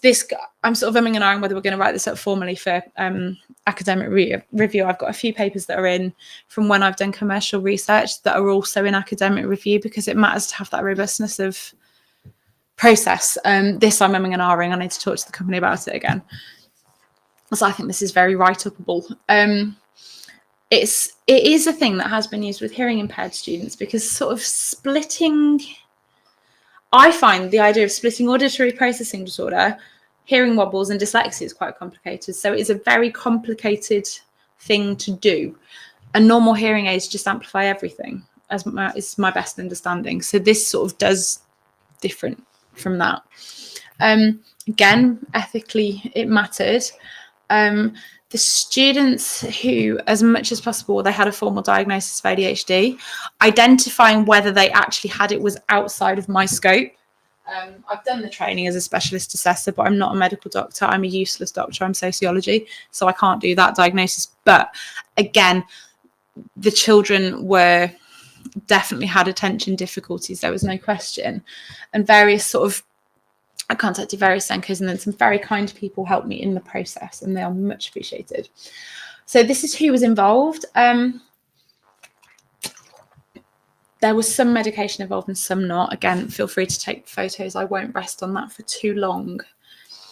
On the ground, again, I realise this is small. I'm quite used to being on a fairly big screen, and I'm absolutely okay with people taking photocopies of presentations. But with 2 visits again. And the first visit was a get to know you. It was a what's going on with you? How's learning? What do we get on with? How is it?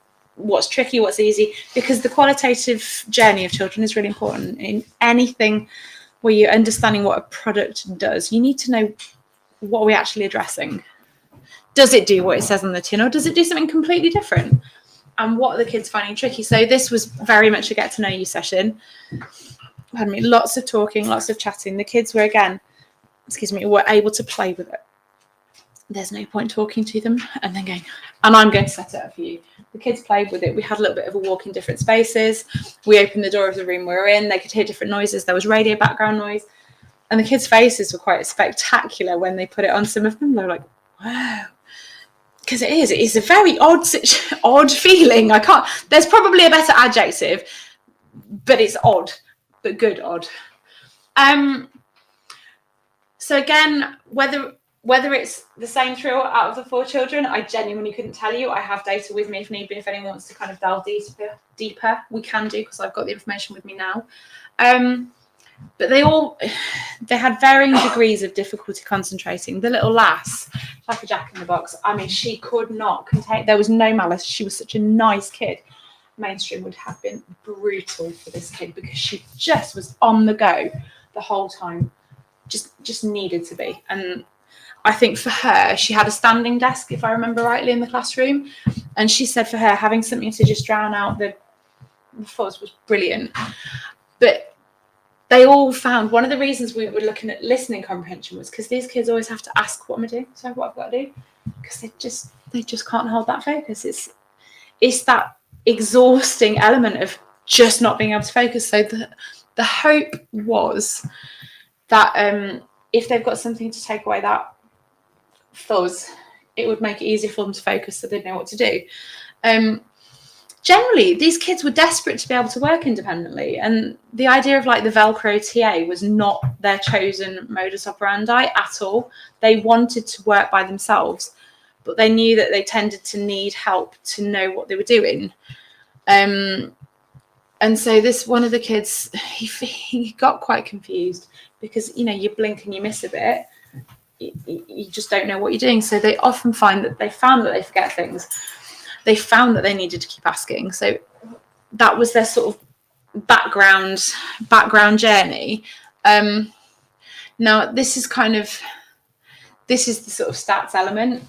There weren't enough kids involved to do sort of formal statistical analysis. Again, there's more that I could do with this, but at the moment I haven't, because I'm human and I haven't been able to, just time. But their listening attainment improved. Each kid using it. So there was, for 3 of the children, there was a 4-week difference between first data point and second data point. One of the children, he was poorly on the first session. So we did the baseline online, just over Zoom. But actually, and that again, there's stuff that we could interrogate further with that. But all of the kids' listening comprehension improved, which I think, again, you don't expect it. You assume nothing and anything's a bonus, but it made a really big difference. The mean improvement was 10.75 standard points. So if you've got like 100 as your midpoint, and you're looking at standardized scores, that's a fairly robust improvement. I can't say it's statistically significant because there's not enough kids to say, but from what I know around sort of what you would expect, that's a big leap. And the largest one being 25 standard score points.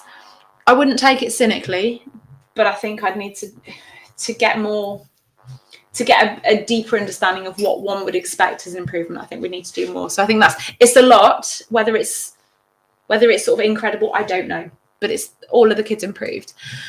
And about the classroom setting, it's this journey that the kids have. How do they live that classroom? I mean, Una's presentation, like, the classroom is a demanding place. There's a lot going on. And the little noises that we think are not big noises, if you focus on something, if that's all you can hear, if it's taking your attention for something, it makes learning very difficult. So even if we don't think it's noisy, it might be to somebody who notices that in a certain way. And kids talk, of course, they talk in class because they're human. Helen always has a lot to say for herself, was the comment on my school reports. Again, Mum and Dad dug some of them out for my assessment last week. Thanks. But if you have that difficulty in attention, you're gonna do stuff. You're gonna try and engage your friends with it because you're human, and you're a human who's got wobbles with their focus. But if there's something that's sort of taking away some of those distractive noises, hopefully it can make that a little bit easier. And the kids did find that. When it came to asking kids, do you keep quiet when your teacher talks? Of the little faces, they're like, kind of tell the truth. And they did. To be fair, they did, because they knew they weren't getting told off. And also, I think, again, enough kids at the school know me to know that I'm a talker. So talking when you haven't got something to help you focus is a thing. But when they had something to help them focus, in this case, the Nuance, it was really helpful for them. It was really nice to see. And it was such a lovely thing to be part of a project where you actually saw an instantaneous difference. They did say it helped them to sort of, because they could focus and weren't exhausted in the process of focusing, they got more bandwidth, more brain space to be able to then participate. And I think there's so much work around motivation, focus, success. It's kind of a spiral upwards. If you do well, you focus more, you do well. There is also, and I think the German word is a Teufelskreis, and I don't know why that word is in my head. It's the devil's circle, and I think it's so much more. You get really sucked in, like a vicious circle downwards. This has the potential to kind of address that, because the kids can focus, they can learn, they can progress, and they could, because they could focus, because they could listen, they didn't miss bits, which meant they understood better. And this is, again, it's to kind of contextualize it. We haven't cured cancer with this. We haven't done a huge longitudinal study. This is a small scale study, but for me, it's sort of an efficacy study. It shows, does this product do what it says on the tin? Yes. Did kids enjoy using it? Yes. Does it help them focus? Yes. There are always wider questions. We can always do, and I would argue, yes, we should do a longitudinal study. Resources and different journeys with companies and sort of economic situations can sometimes impact that. But this is a nice sort of taster of what it can do. The kids liked it. They didn't need to ask as many questions. So actually, I think one of you, I didn't catch who it was, somebody was saying that they've got a girl, was it a year 10 girl who has ADHD and needs a lot of reassurance. I heard somebody say it, I'm sorry, I didn't know who it was. If you've got somebody who doesn't need that reassurance as a teacher, as a TA, as an educator, you're sort of freed up. It's not the best terminology, but you're not needed so much by one person, which means you potentially have the capacity to go around the classroom. And I think, again, not conclusive, not statistically significant, not generalizable, but transferable. These findings, what we found, kids' journeys are things that are plausible in other settings. Generally, all of their listening attainment improved. They liked it. This was a Marmite one day. The two kids that didn't like it, one of them was, and I've looked at this and I do know why. One of the kids couldn't work with headphones. You get bud headphones from it, so they were the ones that come. I can't stand bud headphones. I've got holes in my ears and all the rest of it, and just I've never got on with them. Sports headphones or the bigger headphones, just they're more robust. For some people, bud ones are too small. They fell out of his ears and he was having to hold them in. So for him, that was why he didn't enjoy using it, because the headphones fell out. And the other boy, I think he'd had quite a difficult journey with school. And he was a complex little bunny. And I think enthusiasm for a lot of academic stuff wasn't there. I think he found engaging in general. He did find engaging in general very, very difficult. Even just chatting, he was just quite a reserved chap. He'll find his enthusiasm, but it was only little, so it was just not for him. But the kids that loved it and have kept hold of it. So Eden, just awesome. I smile every time I think about her. She finds it so hard to concentrate in class. She really, really did. her teacher said, I briefly touched base with her, and she said that this lass just moves, and really she's one who will just get up and walk around and just need to. But having something to help her focus made that burden easier for her. Her listening comprehension increased by 5 points. Her teacher, and again, this was her teacher giving me the feedback. I know the people at school well enough that they know that I'm approachable, so we had to chat. Her teacher spoke to how she engaged well with it, and her mum as well emailed me and said she was desperate. Said that Eden was desperate to show her mum this amazing new device. The Nuance lives at school for Eden because that's where she uses it most. So her mum hadn't actually seen it, but when she emailed me at the end of the study, she said like Eden was chuffed to bits with it and really excited to show her. So I know, it's cool. Like, this girl's now got something that helps her learning and is making a difference for her, which, yeah, I think that's cool. And the kids could use it. You plug it in and go. It is, again, it's Helen proof. It's usable. It helped her. You know, she said she would recommend it to a friend of hers, and she's got energy just like me, which I think is the nicest way of her describing herself. Just, I don't know. If I could take this kid home in a not weird way, that was weird by saying it, but she's like the kind of kid you go, yeah, if she was my kid, I'd love it. She was awesome. And Caleb, oh, absolutely brilliant as well. He, again, I think he's quite a talker. I think he could potentially, if he was in mainstream in a class of 30 kids, he'd potentially be labelled as a bit of a naughty boy and a bit of a plonker. He's not. Really nice kid, finds it hard. But he would get that sort of talk where it would be hard, really hard, and eventually go, do you know what? Whatever, I've had enough. He found it tricky, and he was a talker, but using it was really helpful for him. He went up an awful lot of standard score points. He went up, didn't write the number. He went up by standard score points, 25. 25 standard score points, this kid. Huge improvement. Needs that, I think, in an ideal world, we do more work around that just to see how realistic that is. But for him, it was a very, very strong improvement. And again, he liked using it. It was helpful. It helped him focus on the teacher. It helped him understand better because he could listen better.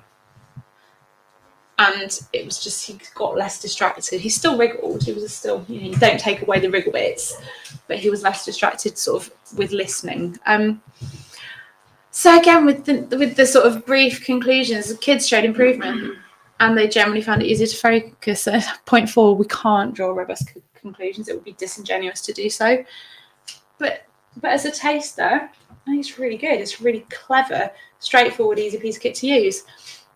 Longer term work, again, yeah, always, if I had my way, we would. And actually, the government, the Education Endowment Fund as well, has some fairly useful guidelines along how they would rate research on products. So it's something to be explored in due course. But yeah, it's a good little piece of kit and has some real useful applications potentially. There's me. Has anyone got any questions on that? I've done a brain dump. I'm so sorry. There's a question there. Yes, go for it. Can it fit in like Bluetooth? I wear a hearing aid and I can click into Bluetooth. Can you do that, you know? No, it doesn't do Bluetooth yet. I think it's something they're working on. That was what we spoke about with them, isn't it?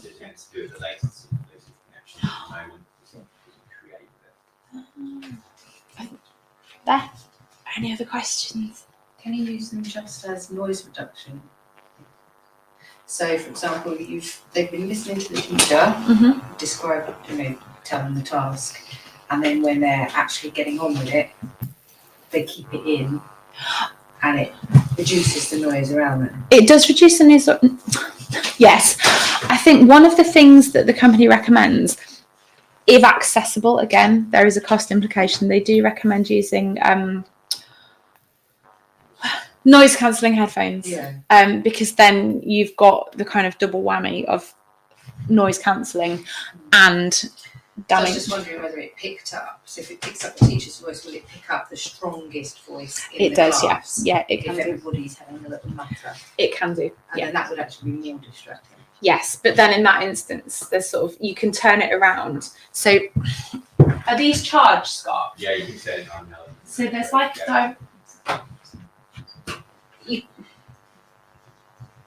where's the button? Sorry, genuinely. So that little it's got a little light thingy, and you can, obviously I'm talking at the moment, but I'm holding it upwards. If Scott was talking and I was holding it flat, it would pick up Scott's voice. It would then listen to me. But what you can also do is you can tell it where to focus. So you can, you probably can't see at the back, but I'm kind of doing, as I touch it, that's telling it where it needs to listen. So there's a couple of settings. You can have it on general ambient settings, is that right? Yeah, in the middle. And then you have it so that it's sort of listening over there, or you can have it so it generally picks up the dominant voice. And can you turn it off? Would you have to turn it off to then just have no? Yes. Yeah. But you get a good day's work out of one charge as well. I had one that I didn't charge for about 3 weeks, and it carried on. I'm going to turn it off just because I'm so scared of breaking other people's pieces of kit. And how much are they? Scott, how much are they? Again, they're 199. Yeah, I don't know how much anything costs. I'm like the Queen. Really not. Are there any other questions? Cool. I'll stop talking at you. I'll let you have some drink.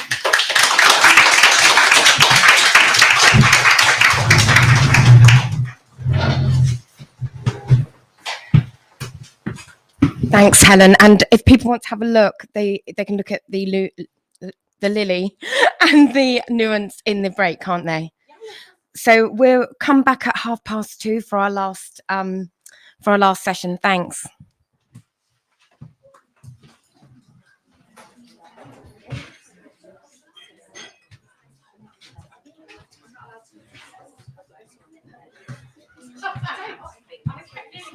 It was quite obvious.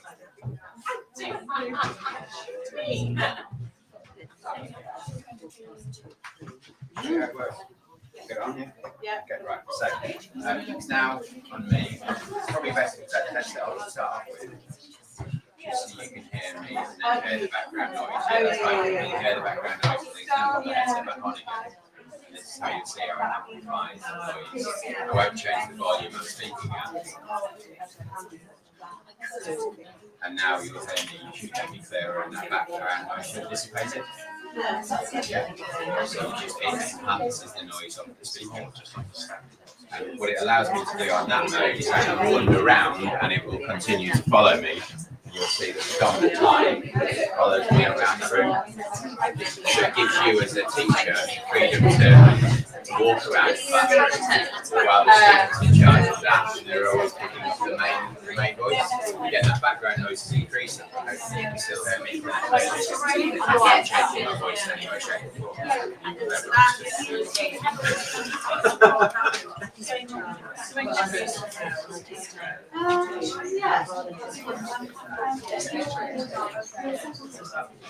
So that puts it on a 3-way. So again, each one is, especially when it sends out a beam beam technology, and it captures my voice and sets it back into it and amplifies it back out through the headset. I talk as well, but and that's it. If we're sat there, or maybe on a panel or something, then you can control that. And again, from my point of view, I was thinking now, so you'll get that dominant voice and that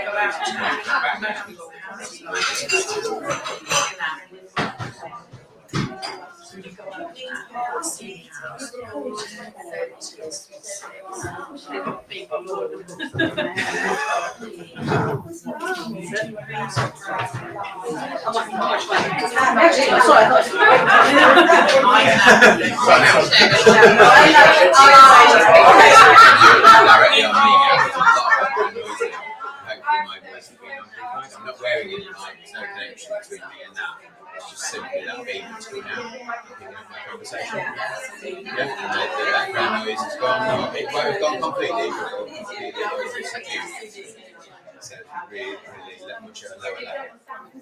As That's what we would say, do that before and after to get them fully vet, so you can take them off and listen, think about how positively you're having to work, concentrate on what I'm saying, and then you pop the headset back on, and how much now easier to understand how you're saying, thus using less cognitive thought and more process like the brain to concentrate on actually seeing the understanding and not confusing myself.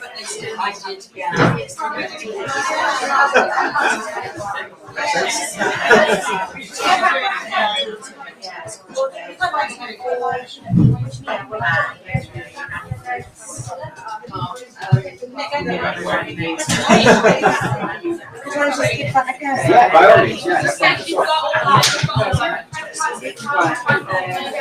There we go, so just hold that in your hand. Headset there. Okay, these are just nice fancy headsets. Before you put them on though, because everyone does that, think about how you're hearing it now in the first instance. Think about the background noise that you're hearing. Then put the headset on. Just hold the mic in. Okay. And then if you just got that should be pointed towards you now, in that zone, and you should now be able to hear the background noise lower level. You can hear it, but also you can hear me a lot clearer. And I've not changed the kind of two volume switches on the side there, so that goes up. And you can see there how we're adjusting ourselves to full volume now. And you can turn it down. That's insane.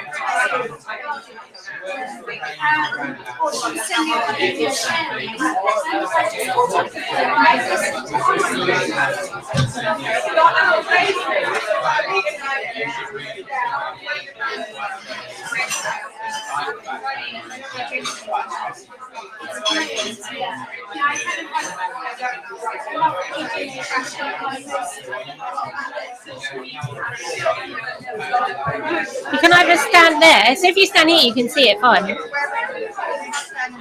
I'll just stand here. Well, or if we're here, I think it'll pick it up because no one was actually stood here, were they? They were all stood back. So. Well, so am I.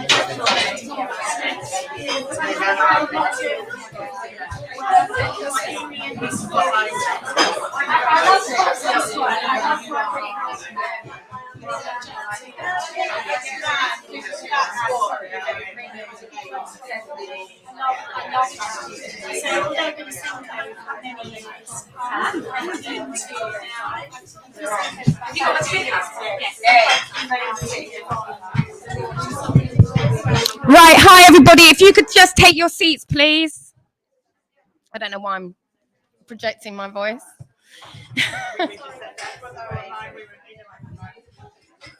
We're just asking you to use the microphone, just so that it goes for the people online. Yeah.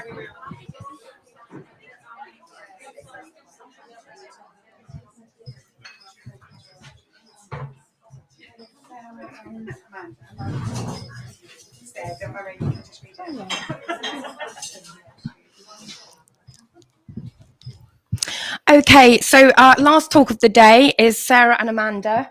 They're from Jigsaw South East, which is a charity that supports young children and young people who might be suffering a bereavement with someone close to them. So they work in Surrey, Sussex, Kent areas. Yeah. And the whole of Surrey. Oh yes, of course, that's where we are. So I'll hand you over to Sarah and Amanda. Thank you for coming.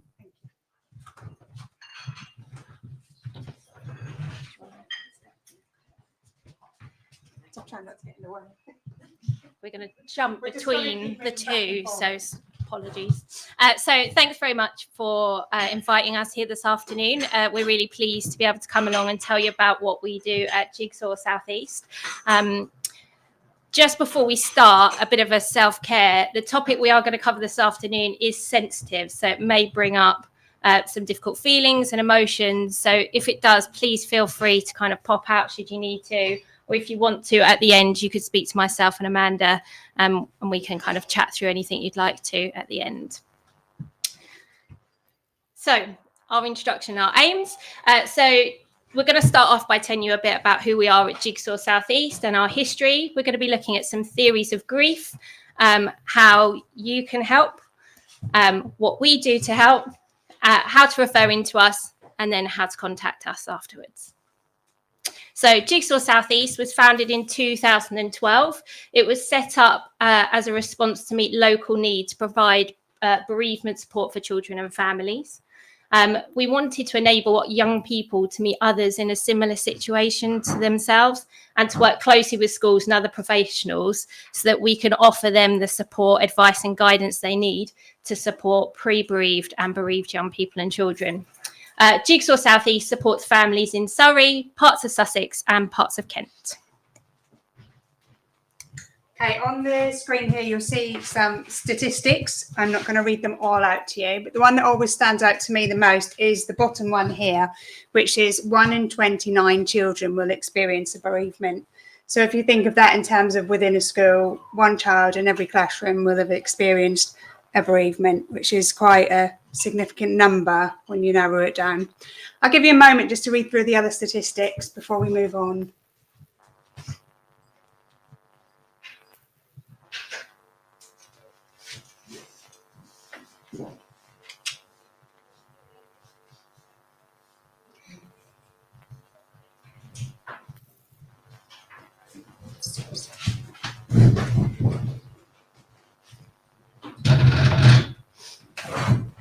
Hopefully you can all see it okay, because I know it's quite small writing.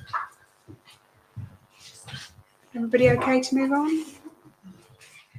So who have we supported? So 2023, 2024, we received 185 new family referrals into Jigsaw South East. And within that family referrals, we supported 702 children and young people within a year. It's quite a vast number.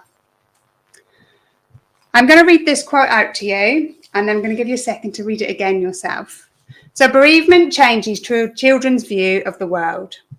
Before the bereavement, their world might have felt safe, manageable, and predictable. This previous sense of comfort and predictability may in part have gone due to the bereavement they've experienced. Whilst you can't restore the same world, you can support the child to find their new normal in their world without the person who has died. Just going to give you a moment just to read through that yourself.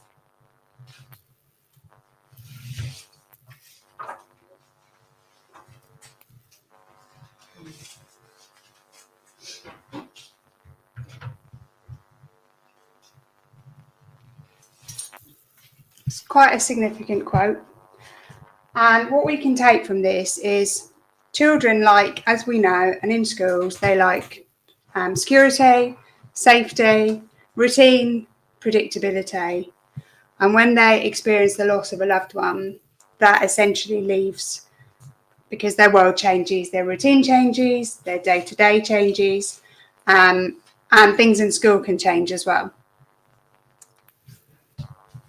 So we're now going to talk a little bit about grief models.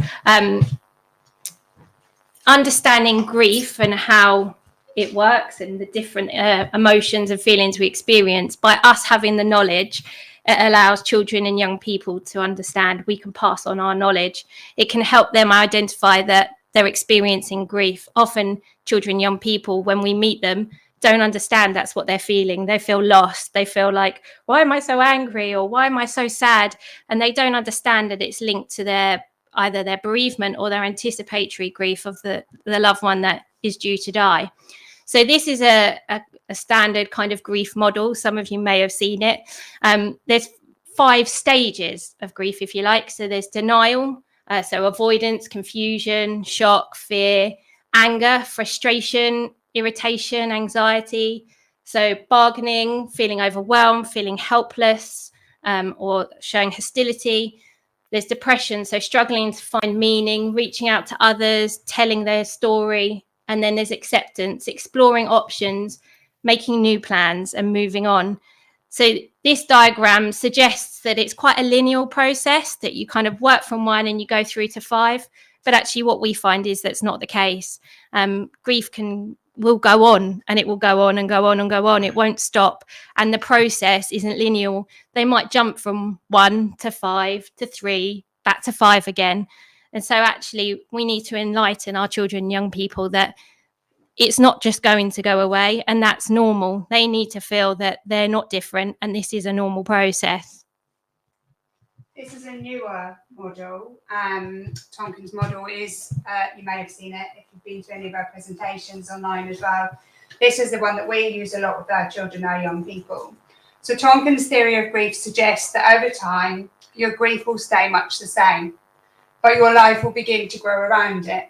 You'll have new experiences, you'll meet new people, and begin to find moments of enjoyment within your life. Slowly, these moments may grow more frequent, and the outer circle will grow a little bigger.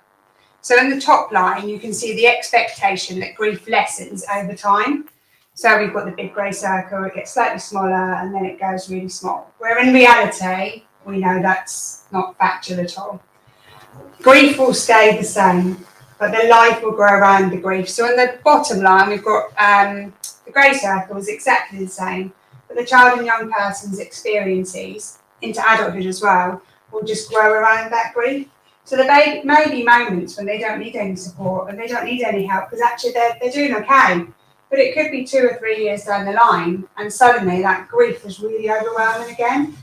And that's perfectly normal, and it's okay for them to have that. And it's important that they know that's normal as well, and that there's not something wrong because they're suddenly feeling this overwhelming grief.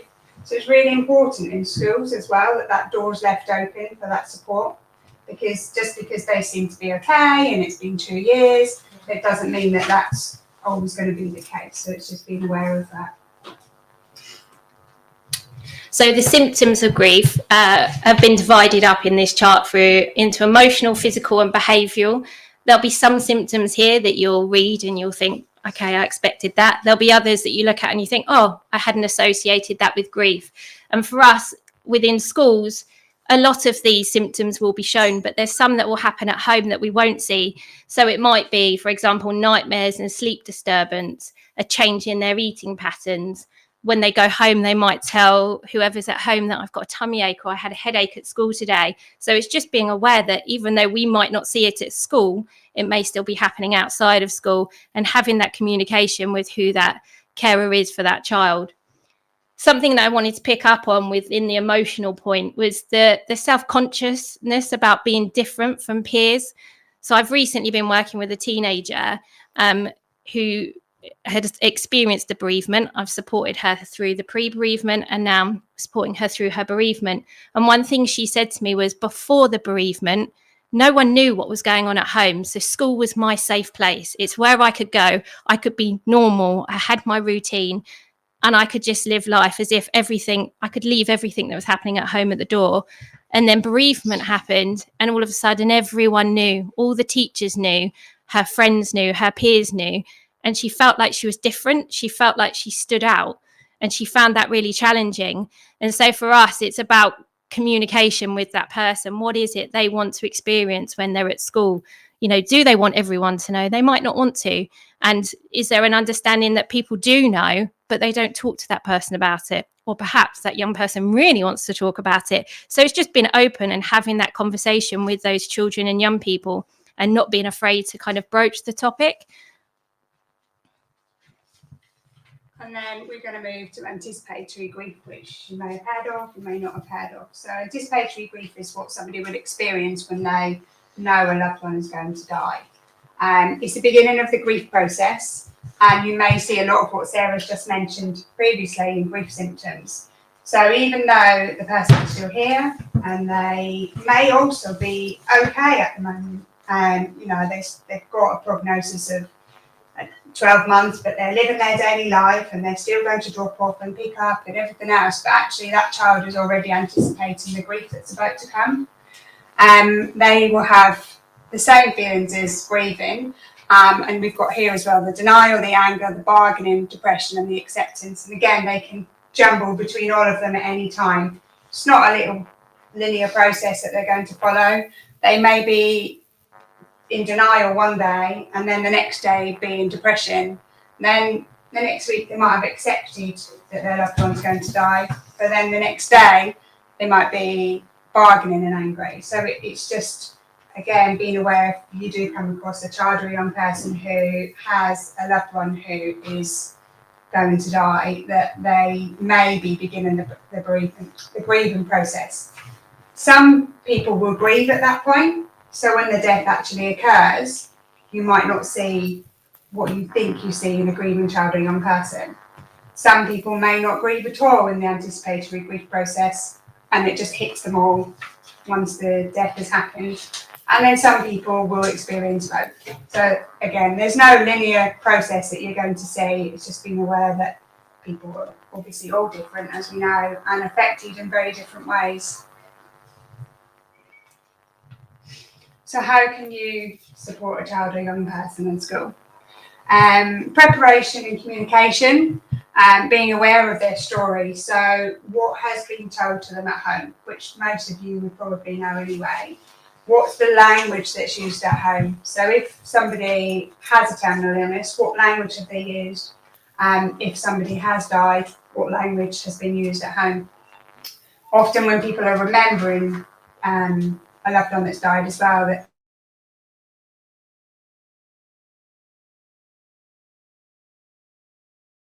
butterfly, or this person is in the sky, or you know, whatever kind of story they've used. It's just being aware of the story, but then we also encourage not to use too much of that as well. So it's getting the balance right. We don't want children to think that there is somebody in the sky, because they might think they're going to come back again. So it's just being familiar with the story of the family, but being aware of the language you use to support them at the same time.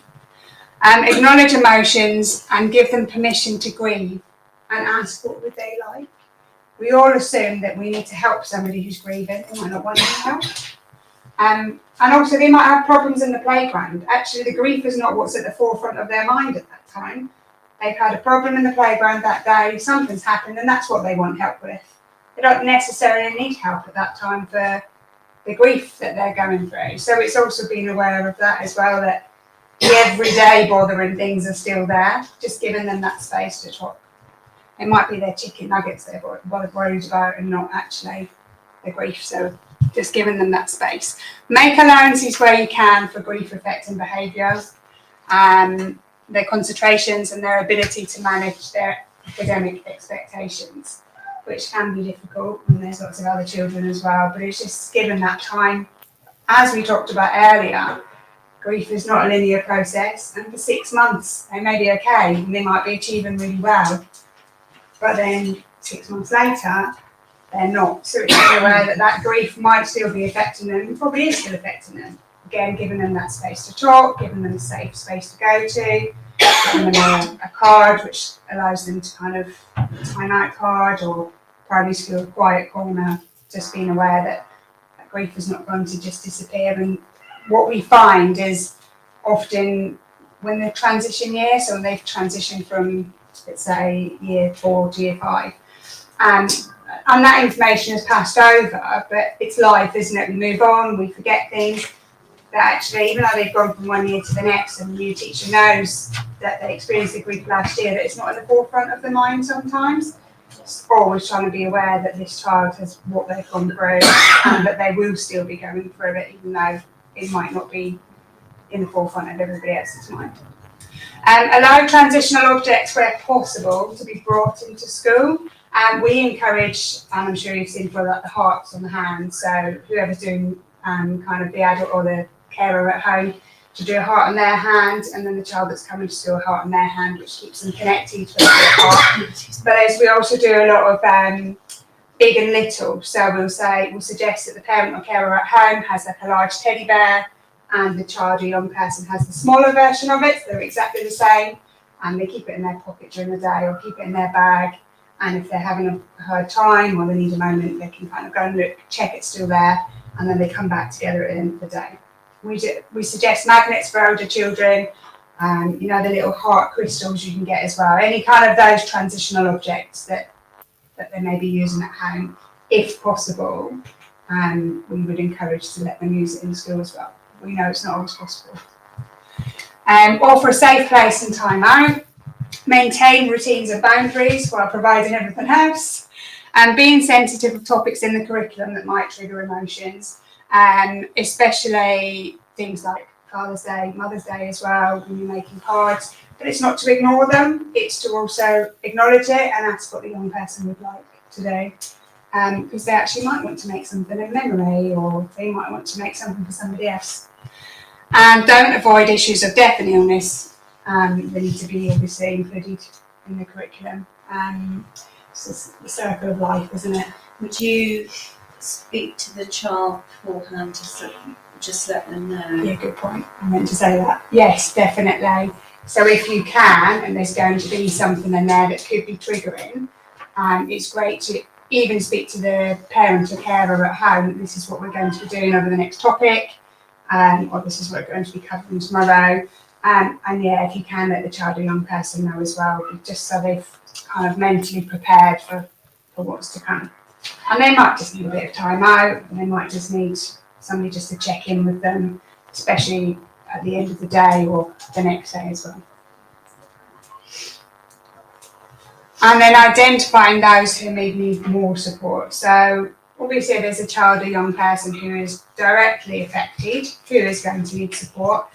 But obviously there's other people as well. So you could have some siblings or other relations. So if it's been a cousin of a family, or so the sibling something has happened to the sibling, and there's a cousin, being aware that that other family member might also need some support and some guidance. Friendship groups, especially if it's been a parent or a carer that's been unwell or died, because their child may also, even though it's not a direct impact on them, if they've been going around to the house for dinner on a weekly basis, or they may be affected by the death as well.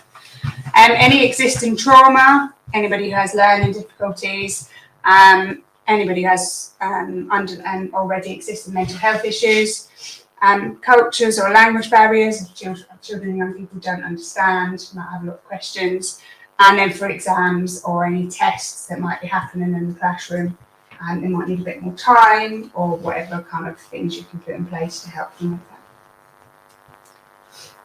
And school bereavement policy, you may have one or you might not have one. Some schools do, some schools don't. It's something we do encourage if you can put one in place in school. It's accessible for parents as well, so they can see the process of what to follow.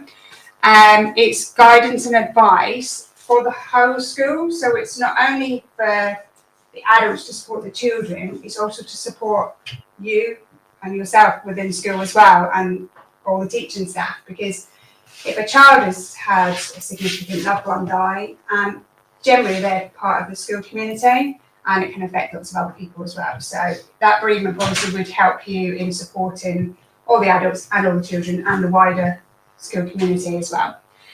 If you don't have one, Child Bereavement UK have a template. So you can go on there, it's a free downloadable template and you can complete it. And Sarah is going to go on to this, but something Jigsaw South East are looking at piloting after the summer, and hopefully we've had a lot of schools inquiring with us about it, so we're hoping to be able to help them to write bereavement policies. So that's all right. So how we hope to support schools going forward. So last year we conducted a survey with the schools across Surrey, parts of Sussex, parts of Kent, all of within our catchment. And from the feedback that came back, we've identified 4 key areas of development, which we hope to start working on as of September this year. So we are looking to further develop resources for schools. We already have workbooks that we hand out to schools, and we already deliver information sessions for professionals, but we want to expand on that so that we can equip you guys as much as we can to support you in supporting those children and young people. We also want to expand on the information and training that we're offering. At the moment, we do information sessions online. We have gone in and we've done a few inset days, and they've been really popular and had great kind of feedback. So we're looking to expand out on that as well. We're looking to support in developing a school's pre and post bereavement policy.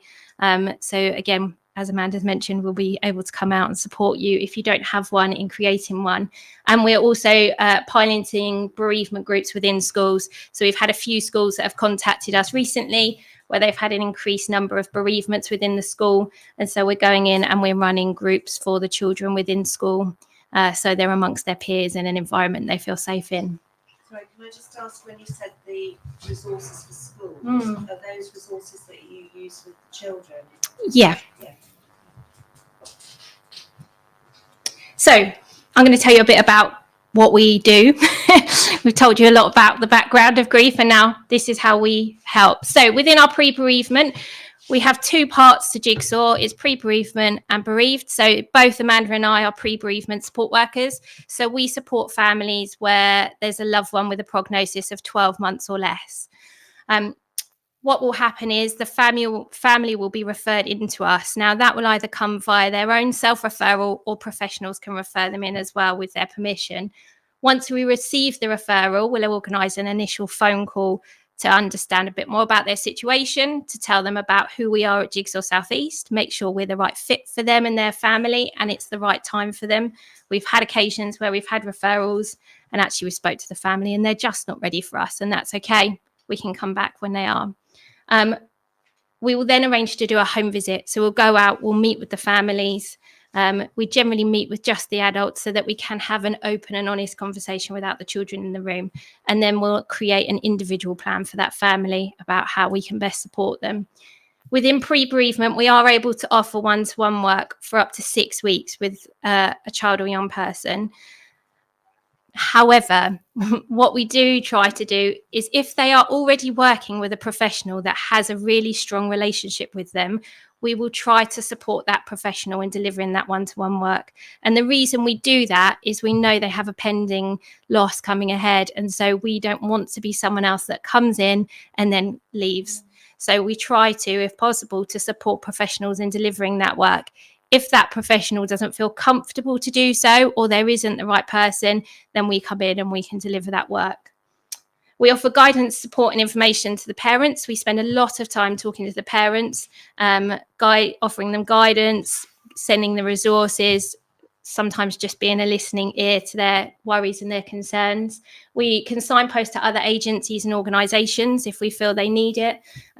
We run online information sessions for parents as well, covering topics around kind of anxiety, continuing bonds, managing special occasions. And we also provide information, resources and support to professionals. At the beginning, as I didn't mention it, we have our helpline, and that's a dedicated helpline which runs from Monday to Friday from 9:30 to 12:30. It's run by our support staff. So that is for professionals and families. So if you do have any kind of families you want to discuss, or you want to find out a bit more about us, then you can contact us via our helpline. And then post-bereavement. So we offer very similar services across the two. The main difference we have within our bereaved families is they are unable to do one-to-one work due to funding, but they offer group work. So the group work goes through a process. So once we feel a family is ready to attend one of our group days, we will do a home visit. We'll go out, we'll meet with the parent or the carer, we'll meet with that child or young person, we'll tell them about the day, we'll assess if they're ready or not to come. We'll then host an online meeting to give lots of information about the day. We then have a social. So, for example, I was out bowling last night, and that's just a chance for the kids and the young people and the parents to get to know one another before they come into an environment where they're going to feel extremely vulnerable. And then we have the day itself. So the day itself is 9:30 till 3. So it's not hugely long, but it's lengthy. And it's done in a really gentle way. Often people are worried about coming, that we're going to make everyone sit in a group and share about why they're here, but that's not our approach at all. It's very much they come along with their adult, they're sat on the table with their adult, and we do lots of craft with them. They make memory boxes, we do salt jars, we make key rings, and it's all about kind of reflecting and remembering the loved one who has sadly died. And it encourages that communication between that adult and that child, which sometimes doesn't happen at home. And then after the day, we will reflect, we'll catch up with them, make sure they're okay. We'll often be in contact with schools to let them know it's happened. So sometimes after that day, a child might kind of start to express some of those emotions, some of those stages of grief that we talked about earlier, just to prepare you for that kind of follow on, really. And then again, we have our online information sessions, and we run a programme of social activities which all our families can attend. So these are some of the examples of what we do within our groups. So we have our salt jar, which is where the children and young people colour salt in with chalk. So it's quite therapeutic, getting out some of their emotions. And each of the colours either represent a memory or an emotion. We have a memory box. So on the group, we'll ask them to bring things to put within their memory box. We have stones, so either the stones represent a memory or an emotion, or sometimes we have different feels to the stones. So sometimes they're smooth for a happy feeling, and if they're feeling angry, we have a rougher stone. So they have that physical kind of feeling within their hands. And then friendship bracelets, again, based around memories or emotions. And then we get them to kind of paint stones, and we use the Invisible String book quite a lot. If you haven't seen it at school, it's a really good book to have about kind of how we're still connected even when we're not together. So these are... Sorry, do you want to take a picture? No? Sorry, I was Sorry. you did. Sorry.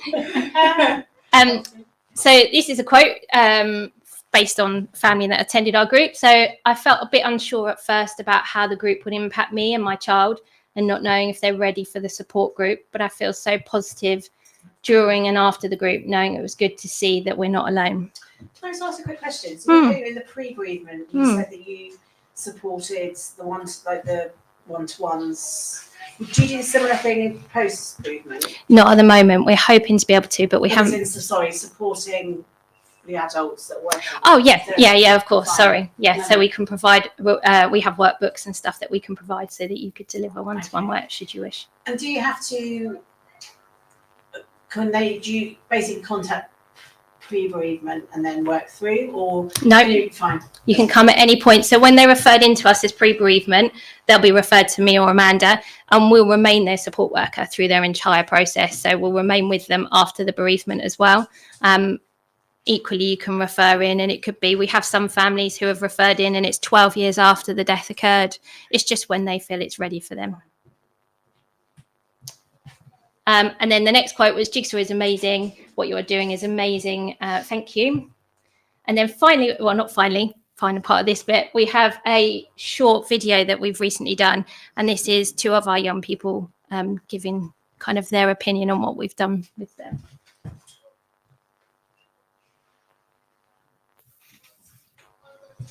I'm okay. A parent dies every 22 minutes, leaving a dependent child. Life without...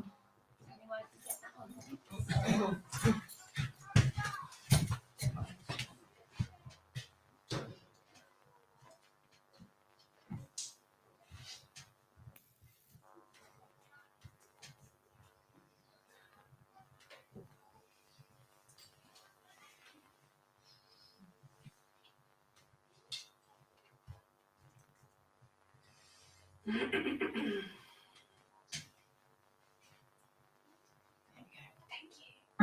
UK, a parent dies every 22 minutes, leaving a dependent child.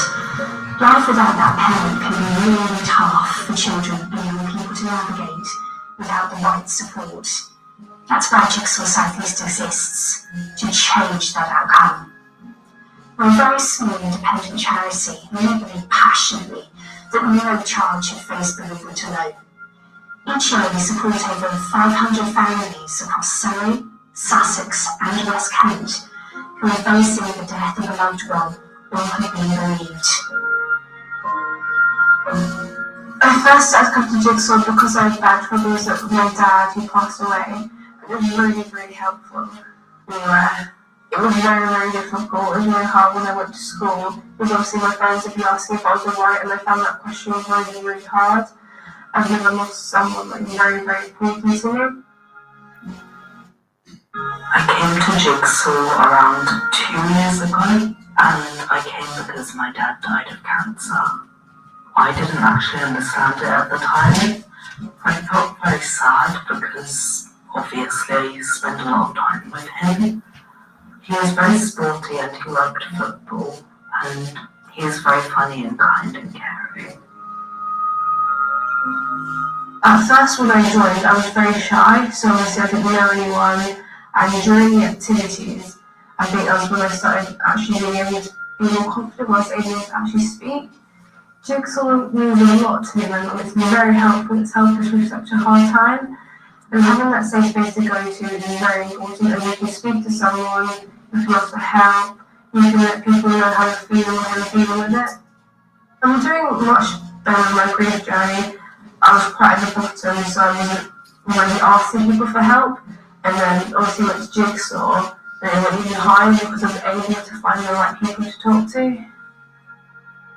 The other people in the group with me were other girls and boys around my age that I felt I could understand because they went through the same things that I did.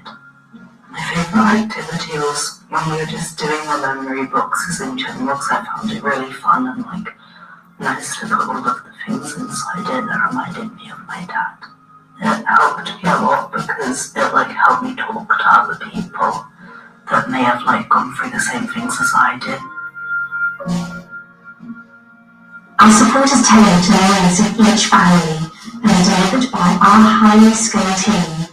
We have a helpline which parents, carers and professionals can call for guidance and information. We offer online, telephone and in-person support sessions as well as social activities. Young people tell us that connecting with others at these events helps them to feel less alone. The service we provide to the local community is so vital, and we need ongoing support to ensure that we can be there for every child and young person that needs us, to help them cope with bereavement and move forward positively with their lives. The staff are amazing, and they're always there to help me. When you're quite young, you tend to not understand really bad things that happen in life. It's like a monster. That's what grief is. It kind of stays with you for a very long time. And I think every time you ask for help or you have someone who's there to help you, the monster shrinks. I would like to say to Jigsaw thank you, and that you've helped me so much. I feel a lot better because now I understand that it's not just me that's gone through it, and that other people have as well, and that I'm not alone.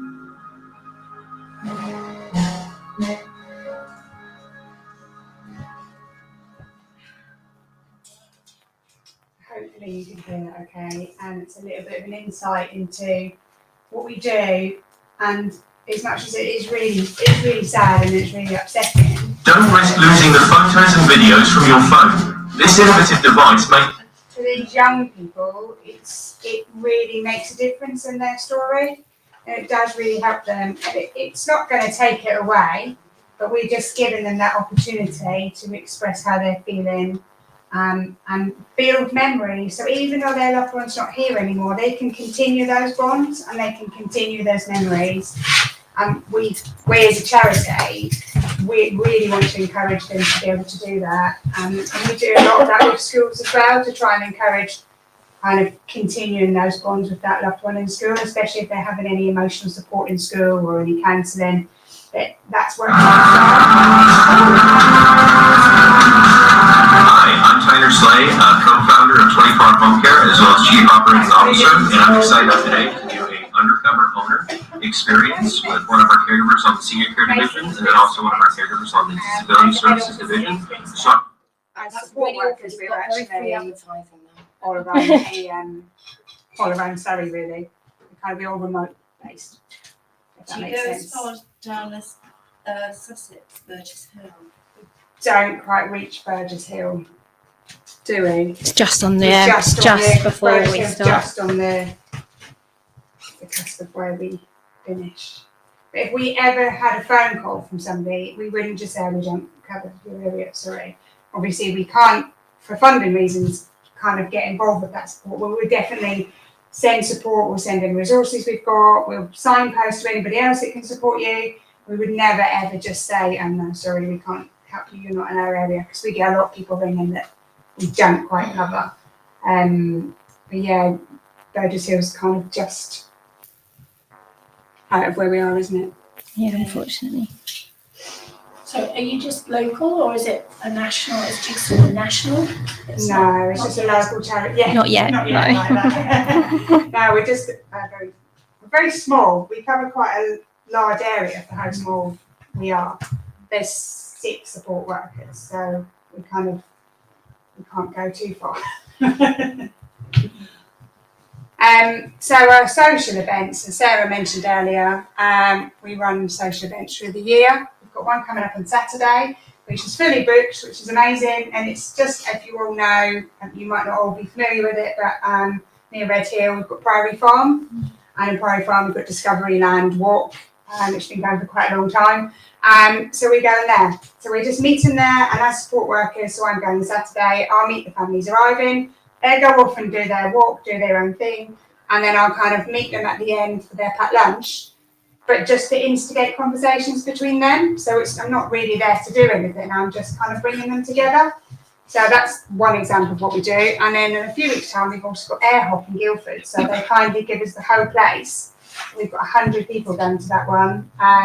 They have pizza, they bounce, and it's really good. You know, there's no pressure on why they're there, but just bouncing on the trampoline and looking around makes them realise that I'm not in this on my own. Other people get it too, and other people are also going through it. And that's what we get a lot from the social events, isn't it? So it allows parents and carers, children, young people we support to meet and socialise others who are in similar situations. They're open to our pre-bereaved families and our bereaved families, which again is a good thing, because the pre-bereaved families can see that people are okay. You know, they are okay, and they're not on their own. There's other people who are going through this too. And it's a chance for families to have fun and enjoy a free activity and just realise they're not on their own. Some statistics from our social events. So this is just from our feedback. So 100% of parents and carers said their child had fun, which is good. 100% of parents and carers felt their child had enjoyed spending time with other bereaved children and families. And we also give the children feedback forms to do at the end of the social event as well. So 95% of the children felt that they were less alone. So this would have been a recent event that we've done. I can't remember what we've done recently. Father's Day, maybe? Maybe, yeah. We've done a Father's Day event recently as well. And Sarah mentioned earlier, we've got our helpline. We like to mention this quite a lot because it's free for anybody to use at any time. If you find yourself in a situation where there's been a bereavement or somebody's unwell, pick up the phone, ring the helpline. There'll be a support worker who answers the phone. We cover it Monday to Friday, 9:30 till 12:30, and we can either point you in the right direction if we can help, if we can, or we can send you resources. Just answer a question. So it's there. We really want to encourage people to pick up that phone, and you're not on your own. Ask the question. If we can't answer it, we'll get back to you.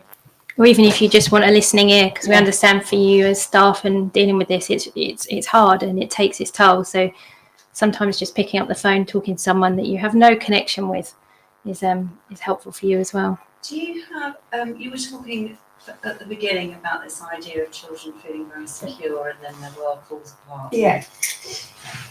There are 2 students in my school at the moment, and they've got very estranged families and really complicated backgrounds, and people don't speak to each other, and one's pre-bereaved stage and the other one's lost her dad, and so they both seem to be very much caught in the middle of not knowing who they can talk to. Yeah. How do you manage that kind of thing? Is that It's quite common. Yeah, I was going to say, I would have thought. Yeah, it does happen. I know you've actually got a few families Sarah's supporting at the moment who are quite similar to that.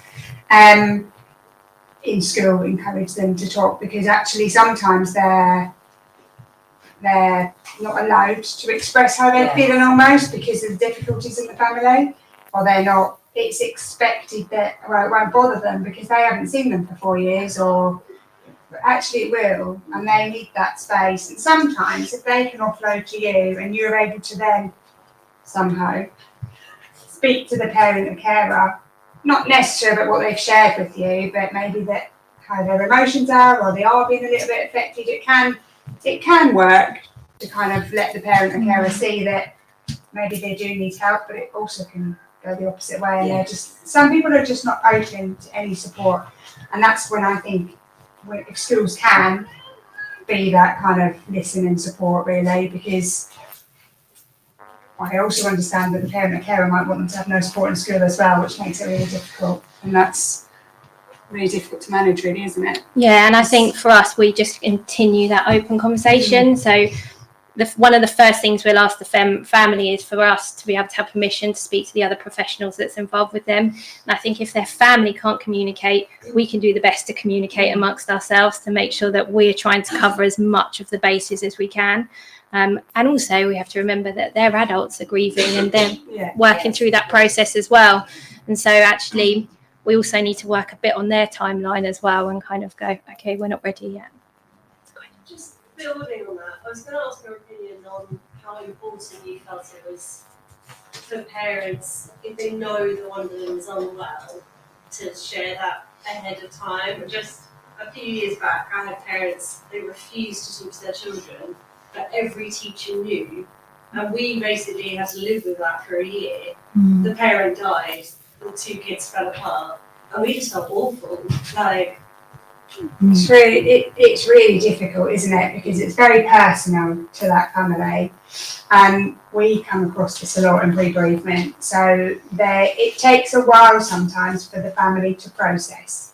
So for the adults to process that this is happening, and they're scared to tell the children because they don't know how to tell them, and they don't want their world to fall apart. So what they think they'll do is they'll protect them in this little bubble. They won't share with them what's going on, and then often the death will happen sooner than expected as well. Before you know it, the children don't know. And we encourage where we can open and honest conversation, age appropriate, obviously, because a 5-year-old's not going to have the same understanding as a 15-year-old. It's really difficult because you're carrying this load, aren't you?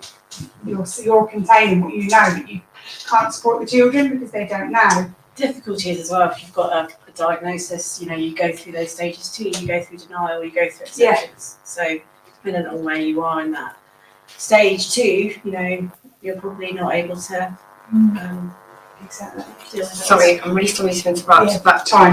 And if we don't all scoot in 5 minutes, you'll be here until 4:30. We're literally we're done. Okay. thank you very much. Thank you. Thank you. That was really great. Really important service. So I hope people can access that. We've got another Senco forum on Thursday, the 26th of September. That's going to focus on our assessment centre. Dr. Kieran, who's our psychiatrist, is going to be talking about mental health. We're also going to have Dr. Chris Wood, who's going to be talking about supporting children. He's an ed psych, supporting children in the classroom, maybe attachment. And then I'm not sure about the third speaker, but it could be me. but I'll go on last so you can go. Okay, thanks so much for coming. If you have come, if you are here in person, could you please, I know it sounds awful, but I would recommend a quick getaway because you will be here, until 4:30. Thank you so much for coming. If you've got any questions, we'll send you the recording afterwards. Thanks, bye-bye.